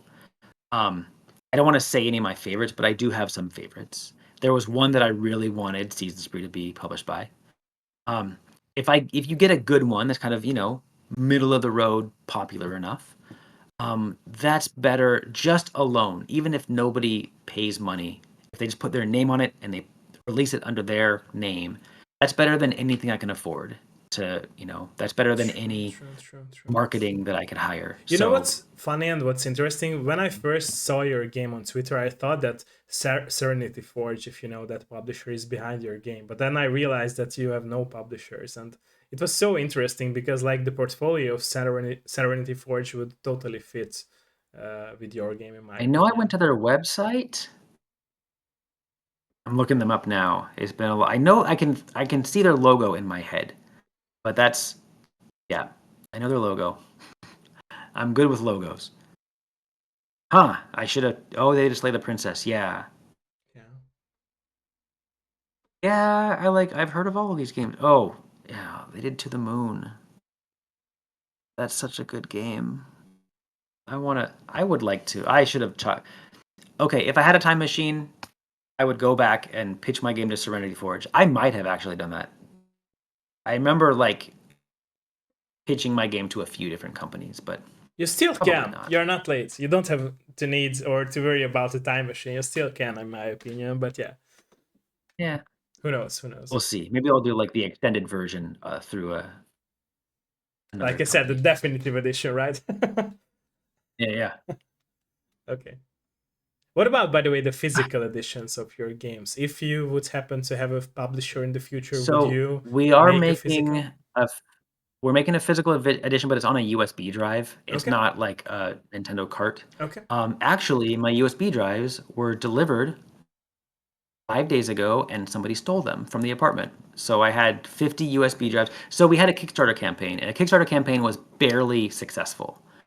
But I promised 32 people who backed it, the physical version, they would get a box set in the mail. So we're printing a box set, we're printing an art book, we're getting the soundtrack and the game on a USB drive. But postcards, 8 people get posters. There's if you've unlocked the good ending in the game, because there is a good ending. Sunny meets 8 new friends, and those 8 characters are all from Kickstarter backers who paid the highest tier. Nice. I kind of work with them to make a little character. They're going to get posters of their characters. So yeah, there will be a physical edition, but it's just for the PC, Mac, and I Linux see. I builds. see. I see. I see. I Um, see. Nintendo, like we didn't sell enough to warrant a physical release. There's, you know, nobody's asking for it. Um, so if you know if we were popular enough, I would definitely go for a physical version. I But still also think like about. Sorry for interrupting. I still think about that. It's really about like the lack of the promotion because like your game really fits the Nintendo community as well because they love these cozy and very cute games in my opinion, and yeah, also having like a little story in it. So yeah, and we did much better on Switch than we did on Steam.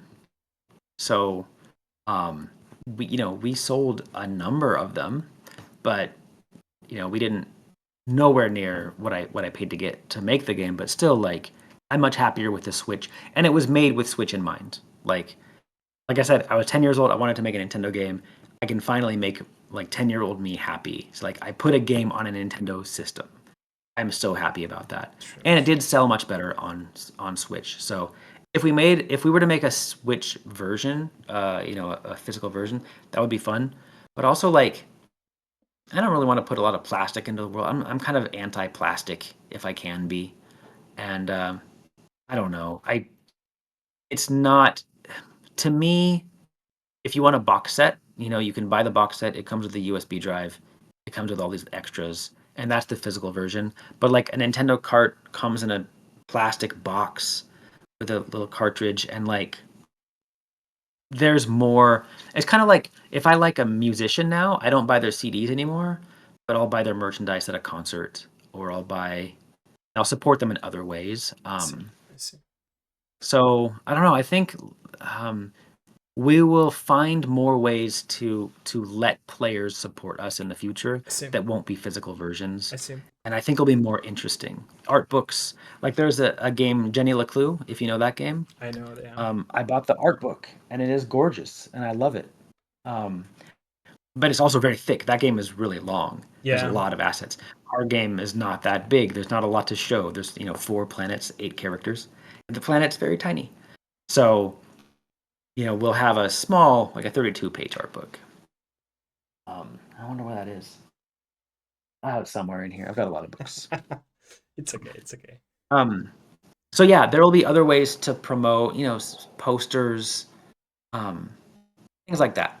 But I don't know if a physical cartridge that you put, because that doesn't enhance the playing experience. It's easier to download from the eShop, have the digital version. I understand that people, that doesn't last forever. Someday the eShop will go down, and when your Switch stops working after that, you'll never play the game again. So we have the cartridges. we'll sell you the USB. But I don't know. I don't know what the future of game enthusiasts will be. But I don't think it'll just be physical games. I think it'll be someday it'll still be just digital, but we'll have like a key that lets you download it from our server that's got our logo on it. Like the USB drives have the little logo on it. I was so happy to design them. I'm so angry that somebody stole them. To order another batch. Anyway, yeah, there's a lot of ways to do it. I don't know. It's a long answer to your question. love those long answers, and I hope that you will find those like missing USB keys with the games. And we opened a claim. We'll see what the shipping company says. I see. It's near Christmas time, so it happens around this time that people do that. Yeah. Also, That just stuff. my apartment is notorious. Like they leave them downstairs, and anybody can just come by and take them. I see. Oh well. I mean, if I have to pay for another batch, I have to because it's a promise that I made to Kickstarter fans. But I hope I can at least get the money back. True. By the way, I believe that people will still hold on, like especially like the core gamers and passionate gamers, to physical editions, because a lot of like arguments were down on the road, especially on these bigger journalist websites, that like physical editions will be gone like in 10 years. But I don't believe in that. In my opinion, like if you see like what limited run games started, like they are like backing up all the games that were just digital editions. Now they are making physical editions for those games, and after limited run games started their own company, after that like so many more like companies like started to happen. And I think it's because it really shows that a lot of people care about physical editions. So if I made a physical edition of the game, I wouldn't want it in that plastic case. I would want the cartridge, and then make some cool, interesting cardboard box. Put it in the box set that we make, but like not in the boring plastic case. Like a whole new presentation. Yeah. I don't know if Nintendo lets you do that though. They might. I don't think they let you buy, manufactured cartridges without their big plastic box. Yeah, but that's what I said. That's why I told you is that these companies make like unique cases for the games. Yeah. I guess it got to be through them then, like not through Nintendo. Yeah. I don't know. There are so many companies. Like there is like thing. limited run, like there is strictly limited. There's so many like all these. Like at least I also know wonder if 10 or limited 20 run companies. I wonder if Limited Run buys them and then throws away the plastic cases and then makes another I'm not sure. box. I'm not sure in Like the production that would process. really bother me. Yeah, Yeah. yeah. But I know it's cool that they are making this because like they made a lot of disc versions of those games that were just digital and wanted to buy them in Mm. physical form. Because I'm more of a physical guy, you know. I still believe that all Right. those digital games that you buy will somehow disappear in some day. I remember the first time when there was a hysteria about like the Telltale games, if you remember those times. Well, like Telltale almost closed its doors, and like Yeah. they started to like cancel all the games from the digital stores. Like first they started it with like the Telltale Minecraft games, and then like they went through all the collection of their games, and like people started to get in this hysteria position where they like why Right. People and kind of freaked how. out. Yeah, and it was understandable, but people still forget that like in the very small section of the games you can read about it. Like if it's digital, it's not yours. Like you're just buying, you know, the rights to play the The game, but rights to it's not. play right Yeah, now. exactly, Yeah. exactly. Disc also is the same, but back then when there were no updates for disc, it was like we could say yours, but of course it's not yours. It's just a ride, but on the disc. So yeah. Yeah, people Yeah. forget it. People forget it. It's like the very small segments of the credits or the manual. Yeah.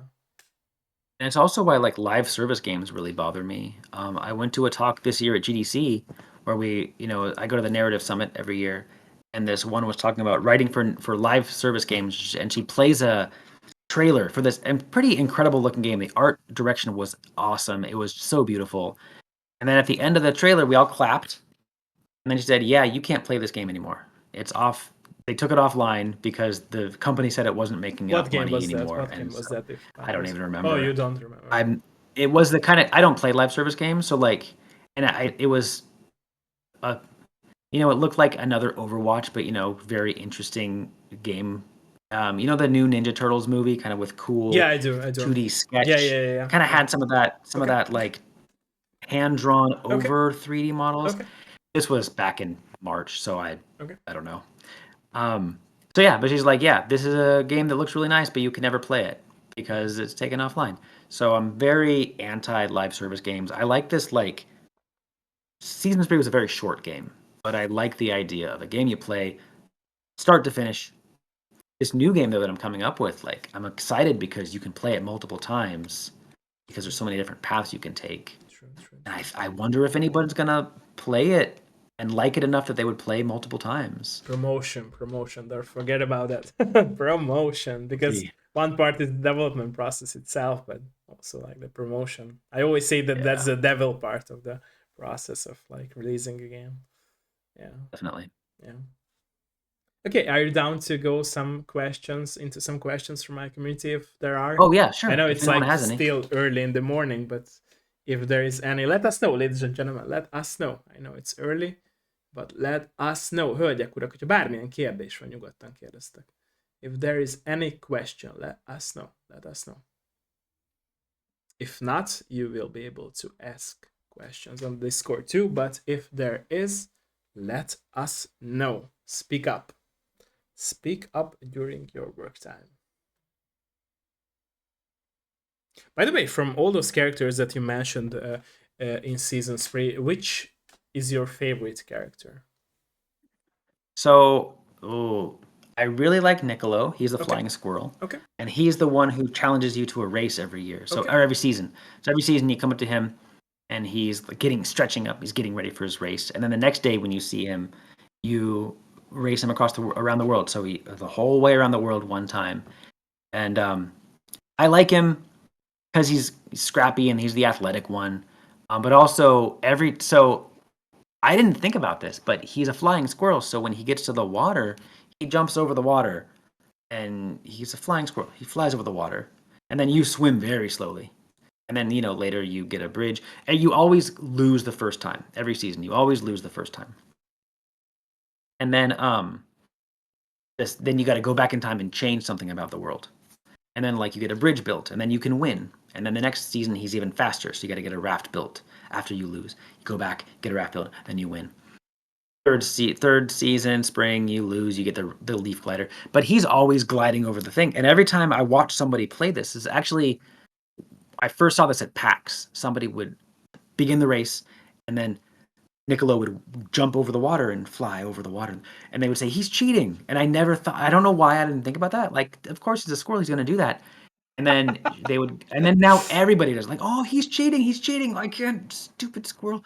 And then when you get the raft in the winter, he says, no fair, you had a raft. And then he talks about how maybe flotation devices People getting were not. gangrene cozy games, right? That you mentioned. And people were like, why are you saying I'm cheating because you're the cheating? And people were like yelling at him. And it was really fun. It was so much fun to watch that because for some reason I've made this game. It took 4 years, and I never once thought about the fact that Niccolo cheats. That's just what he does. That's what squirrels would do. So that was really fun. I like Niccolo a lot. I also like the name. My best friend made a book called Niccolo Spumoni, and I just took the name from I that. see. Also, there's a penguin in the game called Macaron, and Macaron and the girl he likes is Madeline. Those are two cookies that is kind of, that's the inside joke with me and my partner, is Macaron and Madeline, and we like penguins and piggies. So so Macaron is very much a very introverted little boy. He's a little penguin, and he stays out on his little ice floe in the winter.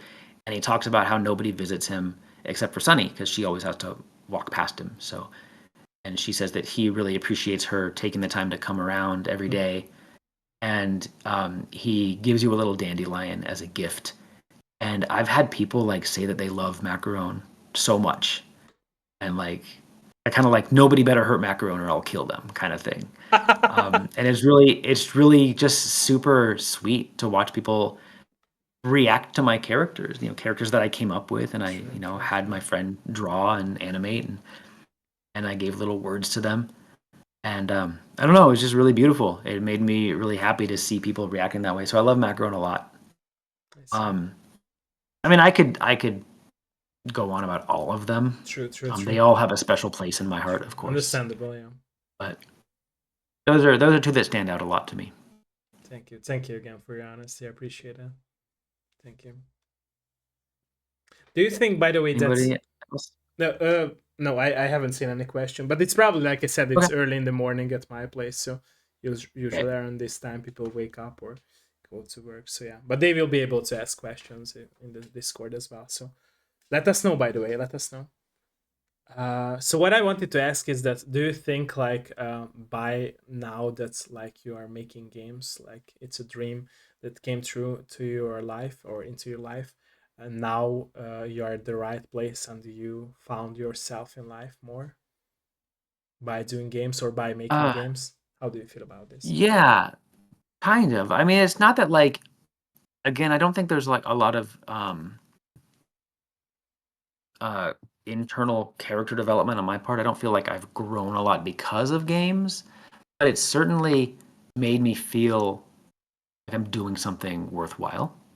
And I've found a community that just really supports. They feel so supportive, and they're all amazing people, and I love my friends. Most of my friends are game developers who don't live near me. So they're, before Twitter exploded, it was people I knew on Twitter. I'd see them once a year, maybe twice a year. I'd always see them at GDC and maybe like one other event. And it's given me a different kind of place in the world. I see. So yeah, I feel very fortunate that this is what I have. I feel happy that I have this opportunity. But and there's a good chance I won't ever really be like a famous game. You won't be able to see my name in lights or even my games in the IGF or anything. But it's super worth it because True. I get the chance to bring my dreams to life, and that's kind of all I've ever wanted. True, very true. And I think that as speaking about all those topics, I feel like being in that light spot, like you mentioned, was never something that you chased, right? You rather like chase the dream of yours of making games and having fun and laughter for people, right? And you achieved it. And in my opinion, with some more promotion, you will even get to more people. So I believe in that because, like I said, I think that your game has a lot of like unique understandings of the people, how they can have fun in such cool ways and such, appealing ways as well. And those additions are also great that I didn't know about, and you mentioned like the easy English. So it really matters for people, in my opinion. Yeah, Yeah. yeah. Okay. What would be your advice to video game developers from all of your experiences? How they should like make the first steps, or what should they do? How should they not be scared about taking the first steps of making games? I think a lot of it is like understand that game development has grown so much in the past 15 years. You don't need to do anything. You don't need to do everything on your own anymore. True. It used to be like, especially as a UX designer, there was this whole like UX designers should code. Should they code or should they not have to? Do they not have to need to code? There's this stupid back and forth. I don't do code. I don't do that at all because there's so much to it, and game development is such a big field True. True. that there's writing and there's QA and there's People don't realize it production. before they go into it, right? Yeah, it's not a thing for just programmers anymore. True. True. It True. hasn't been for a long time, but I still feel like people might think that it is. Like you have to do either programming or music or art. True. There's like True. the True. three things that go True. into True. games. True. True. I don't do any of those things, but I still do so much. So like there's enough for you to do if you want to specialize in something. Specialize in it. Like call yourself that right now. Say I'm a game writer or I'm a QA person. Find a few things that you can put on your portfolio or your CV, whatever, and pursue that specifically. And then you're gonna get other experience working with people. Like my producer began as a sound person, um, and is primarily still a sound person. I'm basically a team lead, designer, narrative, UX person, but I had to do a lot of work with the logic for the game, like explaining what happens, so I understand kind of a little bit of how that programming works. If I wanted to learn programming, I would have learned so much just from that experience. See. I put myself away from. I made sure I didn't have to though, because I don't like that part of it. Um, I'm a custom game tool designer too. Like I've done custom tools for small teams. It's so much fun, and it's not just directly developing a game, but it's understanding what a team needs and helping them come up with the most comfortable True. solutions for their Solutions. Yeah. pipeline, their production process. There's so much you can do if you want to be involved in games. It doesn't pay what like a typical tech company does, especially in America, but it should pay enough to pay your bills, right? So it's a job. It should be a career. True. Um, there's so much you can do. There's so much more that they don't need, that they don't even know they need. True. A True. lot of studios don't know they need custom tooling. They don't understand the user needs of their own developers. True. They don't ask about it because they think, oh, we have Unity. Why do we need anything else? And we have Photoshop or whatever. Um, there's if there's a team you want to work with, find out if they have a need for something that you want to do, True. and just try to make that combination work. Like I want to work for this company, I want to do this role. Just find out. Not even if they don't say that they're hiring for it, just reach out. I mean, if I had a friend who had a job here in Portland, didn't like it at all, working at a company, and because I talked to him and I really encouraged him, he just reached out to a company that was a small um, iPad game that used back when iPad was kind of new.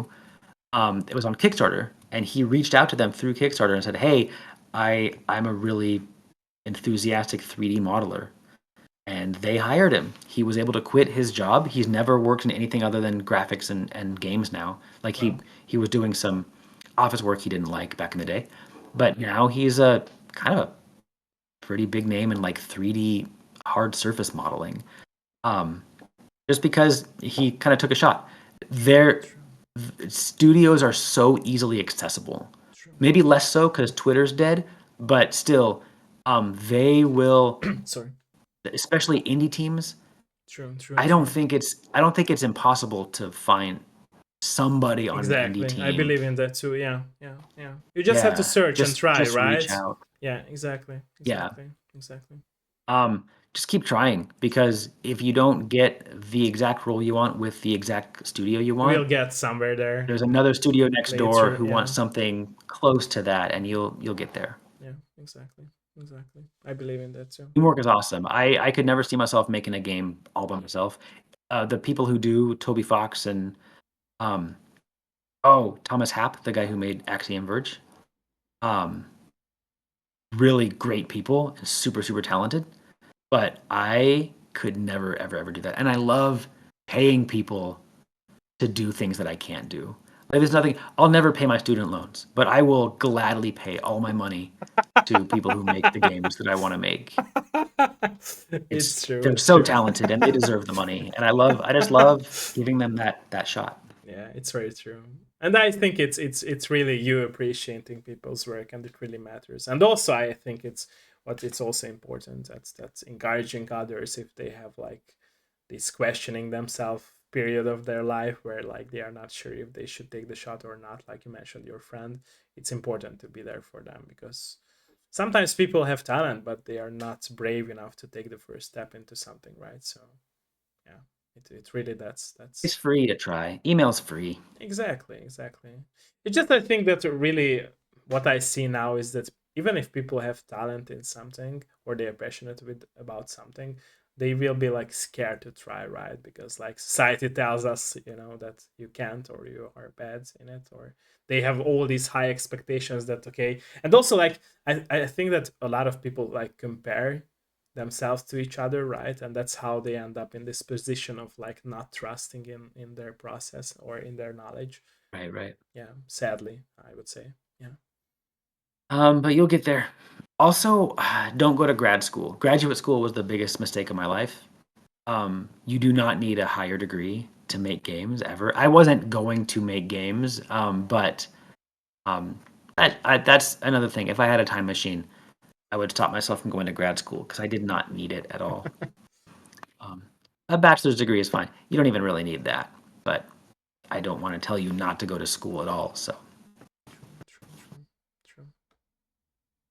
Okay, we touched here a lot of topics. Before I ask some more questions, do you think like there is something that you would like to talk about and we haven't touched as a topic, even if it's a personal life as a developer or your personal life or games oriented topics or anything that you would like to talk about? no, I think I've touched on a lot of things. I didn't have a real agenda coming in, so I don't have like a list of topics I want to talk about. But we've touched on a lot. I think that I'm pretty good. Okay. Okay. So you mentioned like working with others and we were talking about it a lot. Do you believe in perfect synergy between team members? How do you feel about that? Or is it something that develops out through the journey of working together? You're not gonna get along perfectly with everybody. Okay. Like I said, we went through 12 engineers, and a lot of that was just because I could not afford to pay anybody full time. I could not expect anybody to be as dedicated as I was. Mhm. So we had a lot of people who were working on us just over the weekend, working on the game after their regular working hours, I see. and they couldn't stick around very long. I see. Some of them just disappeared, like they stopped talking to me for a long time, and I need to find somebody. I also lost my job pretty early in the after Kickstarter happened, so I had to find another job, and it just slowed everything down. But also just like having mostly engineers, but not just engineers, just kind of stop talking and then finally get back to me a few months later and say, "Hey, I can't work on the game anymore. I've got other things going on, or I don't want to work in games anymore." Or we had a few little frustrating problems. I see. It just it was proof that you can't get along with everybody as True. much. True. True. True. But if you find one person, especially the producer, our producer Austin is the coolest person to work with, and um, like I said, began doing the music, um, and then became the producer, um, because the producer we had previously also got busy and just kind of stopped talking. So it's a bummer, but now Austin's kind of my producer for life, and I found like my one game partner who like I really want to keep around forever. Hopefully, you can find one person. This is true in tech as well. I do UX and tech companies all over the place. I'm I don't get along with everybody. There's people have different interests, and they're True, not true, always true, going to care about what's true, important to you. true, true, true. So, working in games, it's kind of the same thing. I love all of our people, but like there is certainly a core group of people who stuck with me the whole time, and um, a lot of that was just availability. They happened to be available, and they could use the extra money now and then, or they were bored, maybe, I don't know. But they made me very happy to be leading this team, and but just having that one person who was just always there with me and would help me figure things out. And if I needed to yell at somebody, they would kind of help me with that too. Um, or if I'd asked somebody the same question like 2 or 3 times and I wasn't getting a response, I would maybe have them say, "Hey," because you're a producer. It's kind of your job to be True, on true, people. true, true, true, true. Um, The bullies so sometimes then, I right? In order them Yeah, to yeah, make the they had to work do a little happen. bullying. Yeah, yeah. So that was just the greatest kind of relationship I've had in games, and um, find one person and don't expect every relationship to be Be golden because it's perfect. just Yeah, not. yeah, We have exactly, too many different personalities, and people are exactly. pretty strong-willed here. True, So true, true, true. Yeah, it's really about like you can depend on anyone, right? So you have to like develop that thick skin that you really have to realize what's your vision and how to deal with that and how to like mm, make people accept that vision. But it's nice that you mentioned that you could find people who can like you work with and who are appreciating your vision because that's important. That also ties back to the topic what we discussed, having a supportive background, right? So it also matters to work with people who like support you. Yeah. Okay. Okay. So we touched here a lot of topics today, and I'm very thankful for your honesty and for everything you said because I like I said it really matters to talk with honesty about these topics. And you said so much interesting and unique things in my opinion, and I really wish the best for your games in the future and for Season Spree as well. I always say this that my dev live shows are like therapy sessions, not just for me but for my guests as well. And here's the homework for you, like promote, like, right, promote Season Spree in the best way you can, like with educational level promoting of your game and also like in other ways, even finding a publisher, who knows. But yeah, like I said, I will yeah, need. we'll do what we can. No, go for that. Sorry. We will do what we can to do a I little more hope so. promotion. I so hope so. I hope Some so. Steam events, maybe. I don't know.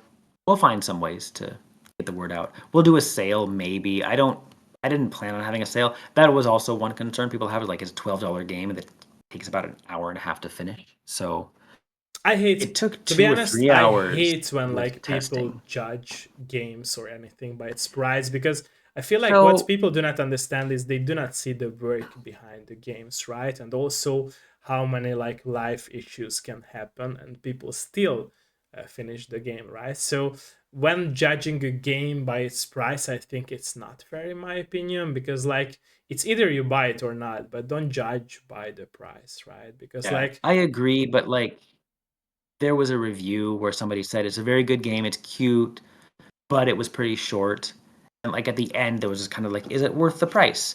And she said, I do think it's worth buying, but you might want to wait until it's on sale. And this whole like expectation that all games have to go on sale kind of bothers me because I'm like, I don't want to go. Like Nintendo famously never never makes docks their prices. They always sale. Yeah, stay yeah, full and people price. still buy it, right? So it makes sense. Yeah, Yeah, exactly, exactly, exactly. but I'm not privileged enough to be able to do that. Like, True, if true, we're gonna true. get a but I agree. It's probably there's this like if it's less than $10, it automatically is placed like people don't think it's good enough. It's Exactly, like not worth buying. exactly.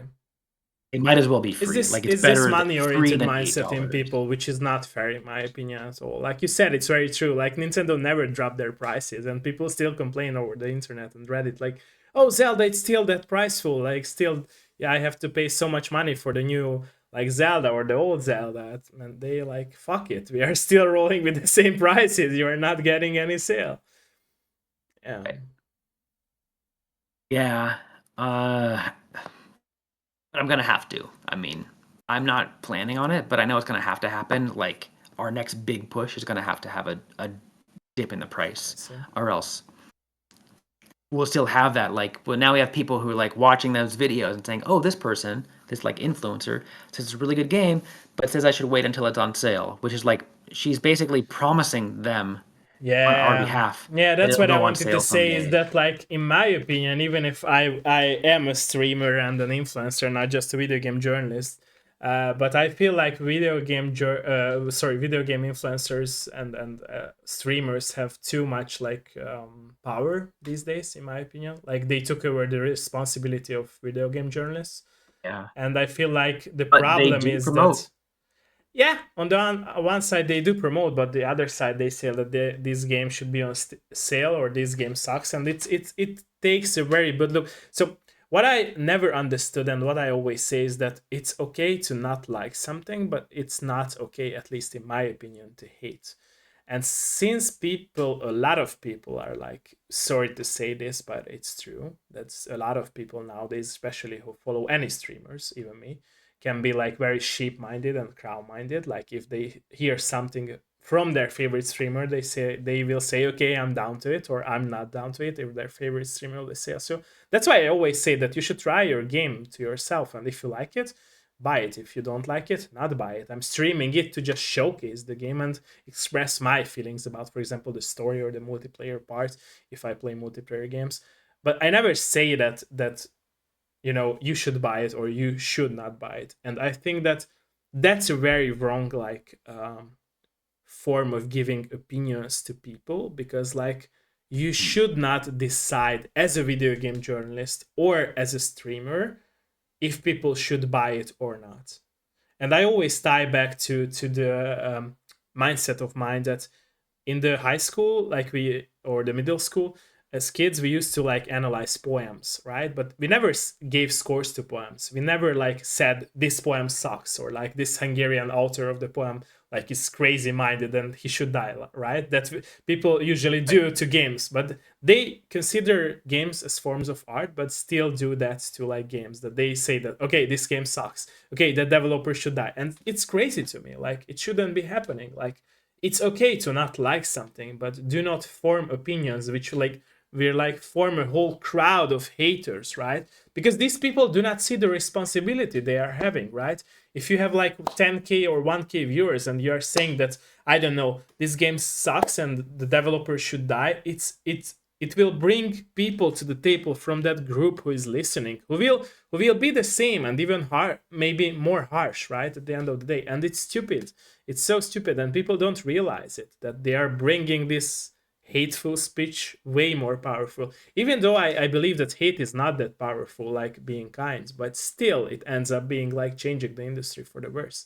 And it matters, in my Yeah. opinion, because it shouldn't be like that. Because like I said, at the end of the day, me, you, gamers who care about games, we just want to have fun, right? And those people like you and other developers, they want to make games that are fun to play, right? Because of their vision of life, right? So it shouldn't be like that, where you like ending up in this swimming pool full of sharks waiting for your game to be released, and they're like, oh, this game sucks, this game sucks, and they just waiting you for to have a little blood spill out to the ocean of the pool, right? So it's stupid, in my Yeah, opinion. I get that.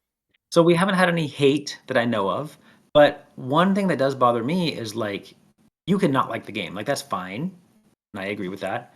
But like one thing that bothers me is when you like is when you lie about it, I guess. There was one like if you say something objective, there was one curator. When you're on Steam, you can send keys to Yeah, curators. I It's know free that. for Yeah, I know you that and method. everything. Yeah, yeah. And there's a curator that said this game has no game in it. You just walk back and forth and talk to people, and it's very repetitive. And there's no game. I think they said something about the writing too, like wasn't good. And I took a screenshot of that, and I'm going to make a video of that person crying about the game and talking about how beautiful the writing was, while I like overlay that and maybe have like whispers like this game has no game, and like just fade back and forth between her talking like praising the game. I should have done that by now, but I'll do that for like an event, like maybe when we go on sale or something. Like play the game that some people are saying is the best game and some people are saying is not a game, and we'll go back and forth. Because so I'm okay with if you don't like the game. I completely understand no game can be for everybody.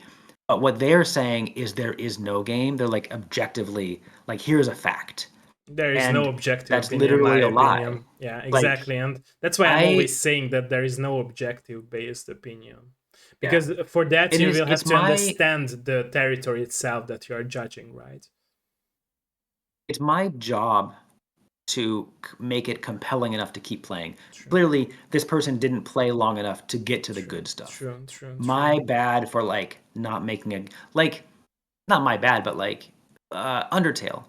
I couldn't play Undertale because I can't play bullet hell games. I don't like it gives me a physical headache to like avoid a lot of things coming at you. So the battle sequences I just could not play. Not a bad thing, but it's like that didn't work for me. I wish I could, but I had to stop early on before I could get to the good stuff, which I know there's really good storylines Yeah. to explore. I can't get to it. My body won't let me. So I made a game that did not compel this person to play until it gets good enough for them. That's just what happened. There are a few people who also kind of agreed that it's just too repetitive and they didn't get to the good stuff. So I get that. That's like I wish I could have made a game that was more varied, but like I specifically made a game this limited. I only wanted to have left and right. It needed to be a small planet so you could see the results of all of your work the next day. You got to get to the results early. You need to it's like 30 seconds to get around the world. So every day needs to be 30 seconds long, which means every 30 seconds you see the same things over and over. Um, I get that it feels repetitive in that way, especially when I say it that way. But I promise, there's variation to what the people say, and also I did watch a couple streams that didn't go very well, like, and the streamers didn't really understand the game, and they weren't really reading. Like that's Yeah, also that's what I like wanted to maybe say is that it's so crazy to see that a lot of people nowadays are not reading through story-oriented games. And you know what's interesting? One there's of not a lot of dialogue. Yeah, it's It's like exactly that's what I wanted to say. every Yeah, yeah, character yeah. has a It very really small bot and only shows. four It really total, shows that like four people are max. not loving to read anything these days. Yeah, and Yeah, what I wanted to add to what you just said is that there's a good friend of mine who started like playing games and 100% them, like going through everything, and he right. realized that by doing this, he really like. Gets to a point when there is so much more content in the game and so much more variety, and it's so much easier to understand the whole game as a whole, right? And I think that that's the problem in the people like you mentioned who are not playing through a game only just, I don't know, a couple of minutes of it, that you cannot, in my opinion at least, it's not fair. Sorry, my voice is cutting out. So it's not fair to like judge something, even if it's a game or a movie, by just 1 minute or like 30 minutes, right? So for me, it's like, I don't know. I might be raised like wrong, or I don't know, but it's like stupid for me. Like you have to go through it all to experience the whole. Like a story has a beginning, ends in the best way, an ending, right? If it's not like Right, an right. open ending, it's like just books, right? And you cannot judge a book like not just saying there is a quote by its cover, but also like I don't know, the first few pages. For me, it's like unfair, totally unfair. But people do it, and Yeah. like that's why I can't take it seriously when people talk about like being objective, like or having this objective based opinions. I'm always saying this that was the one of the reasons why I left all of those video game journalist companies that I was working for, because like I saw this like mindset of the people, of my bosses even, that they just started playing 1 or 2 hours and they said it's enough for like reviewing a game. No, it's not. And what was funny about, like, I always say this example of my journey as a video game journalist is that I worked for a company who like wanted me to like review Golem, the Lord of the Ring games, which was like stated Right, one of right. the worst games of past 10 years, and I gave it a 7 out Yeah. of 10, and they downscaled my score to 2 out of 10. And if you read the article is like a 7 out of 10 article based on my thoughts and my vision about the game, because I appreciate how much effort they put into the story. It's a 30+ hour game. It's a Mm. very long game. Like you have to be there like 30 hours, sit and watch all the cutscenes, all the conversations between Gollum and the NPCs and all the characters from Lord of the Rings universe. And I appreciated it, and I appreciate the fact that the developers were down to make like an appealing story for those people who loved the Lord of the Rings like universe, and it Right, connected. right. So there weren't any mistakes in the story part as well. So yeah, the gameplay might be clunky, but it wasn't like the gameplay based game. It was a story based game, and that's why I feel like being objective, really being like having an objective based opinion, is when you realize that a developer is making a game which is more story heavy than gameplay heavy. You don't have to have Mhm. both, right? Because like people say that, okay, if the gameplay sucks, the game sucks. But if, okay, it's not true. If there is a good story but the gameplay is clunky, it still can be a good game in my opinion. Like Yeah. because there was a vision, there is always a vision, and there is always like a an oriented mindset which will be like towards the gameplay itself or the story itself. And if people do not understand it, if they will, for example, I don't know, they will go deep and judge, like, I don't know what to bring in as an example. For example, the Journey game, if you know that game from the PlayStation era, it was more like a story based game. There, the gameplay was also unique. The gameplay is very unique in a sense, but a lot of people found it repetitive still, and they loved it more for the story itself, right? But there were some people Yeah. who didn't love the story, but in general, a lot of people loved it. So it's crazy to me that people do not understand that there's always like an oriented mentality or mindset in which developers make a game, even if it's a story game or a gameplay heavy based game. For example, I always laugh at people when they like judge a multiplayer game not having a story. Like, come on, it's a multiplayer game. Why would they have added any story, right? You will know Yeah. that if there is a trailer out there about a game, for example, point and click game, it will be story heavy. It probably won't be that gameplay heavy by the mechanics. Like it won't be like crazy amount of shooting like in an FPS game, right? It will be more chill, like puzzle based gameplay. So people have to accept that there is always like a setting, a genre, and a kind of story. And if it's not appealing to you, it's okay. But like, come on, don't judge it by that what's out there, right? It's like Yeah. you would judge an apple for being an apple. Why it's an apple? Why it's not an orange? Like it's stupid, right? So it's like don't make any sense. Yeah, and the fact is, we're made a game that is not doesn't sit perfectly into one genre, and where it's a very, oh, we got a lot of like, in fact, that one curator said it looks like Animal Crossing, but so we had a lot of people judging our game based on the fact that it was not Animal Crossing, but looks a little bit like Animal That's what I Crossing. said. Apple, I but don't not know an orange, right? It's exactly. it's it's So stupid. Like I'm fine with it. that's why. I just wish people wouldn't pretend to be objective when Yeah, they just exactly, don't really exactly, do exactly. It's anything. their opinion, which is fine, but don't Honestly, say it's being objective. Yeah, exactly, exactly. and that Gollum game, I don't play games like that, but like the only thing I know about Gollum is that it had bad interactions, like bad moves, and Yeah, would like like I said, the fall gameplay off was a bit lever. clunky, The but platforming it was was a terrible and Polish everything. game, But I and don't. sometimes at some points the graphics are so nice. Like it could be like at some point there's some like scenes in the game like you couldn't even tell even if it's a AAA or indie game. And Yeah. people didn't So realize it. I had friends whom I argued with that you should try. You shouldn't say it's bad. You should try. And they were like, "Oh, I never tried it. It sucks." Like, how? How do you know that it yeah, sucks? that's harsh. Why you are not trying it? And that's what pisses me off. That a lot of people just saying opinions and they're saying, "Oh, I'm now objective based opinion former." No, you are not.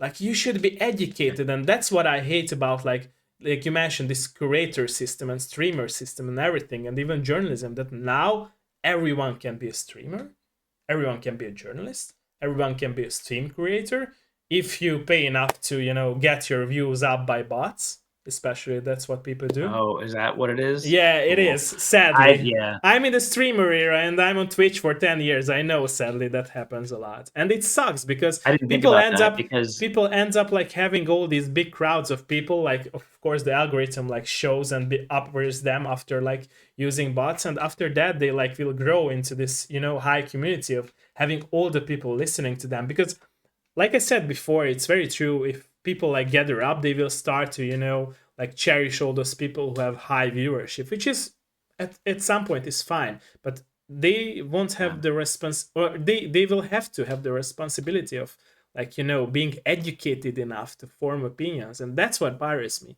Like like I said before, it's okay to not like something, but be educated well enough. If you're calling yourself a journalist or Steam creator or a streamer, even a streamer should have a responsibility for not saying stupid things, right? You can act Yeah. cool and act stupid like a kid. It's don't worry about that. But like saying a game sucks and like this developer should die, and I heard that a lot. Like here in Hungary, there are some crazy like famous streamers who say that okay, this developer should be nowhere in near in the game industry because their game sucks. How can you say something like that? How are you allowed on a platform which is supposed to be about gaming, having fun, making communities, allowing this to a streamer to do this? How? And we are living in this society, and people let It it, right? pays it pays money It to pays get the money, engagement. exactly, and that's the sad part. Like it's crazy to me, and Yeah. that's how people end up being these crazy, like money-oriented and harsh people about everything. And those people like me who would like to just have fun and talk about games, they can't because they end up like having all this negativity around them. Like, oh, this game sucks. You shouldn't be playing Gollum because it sucks.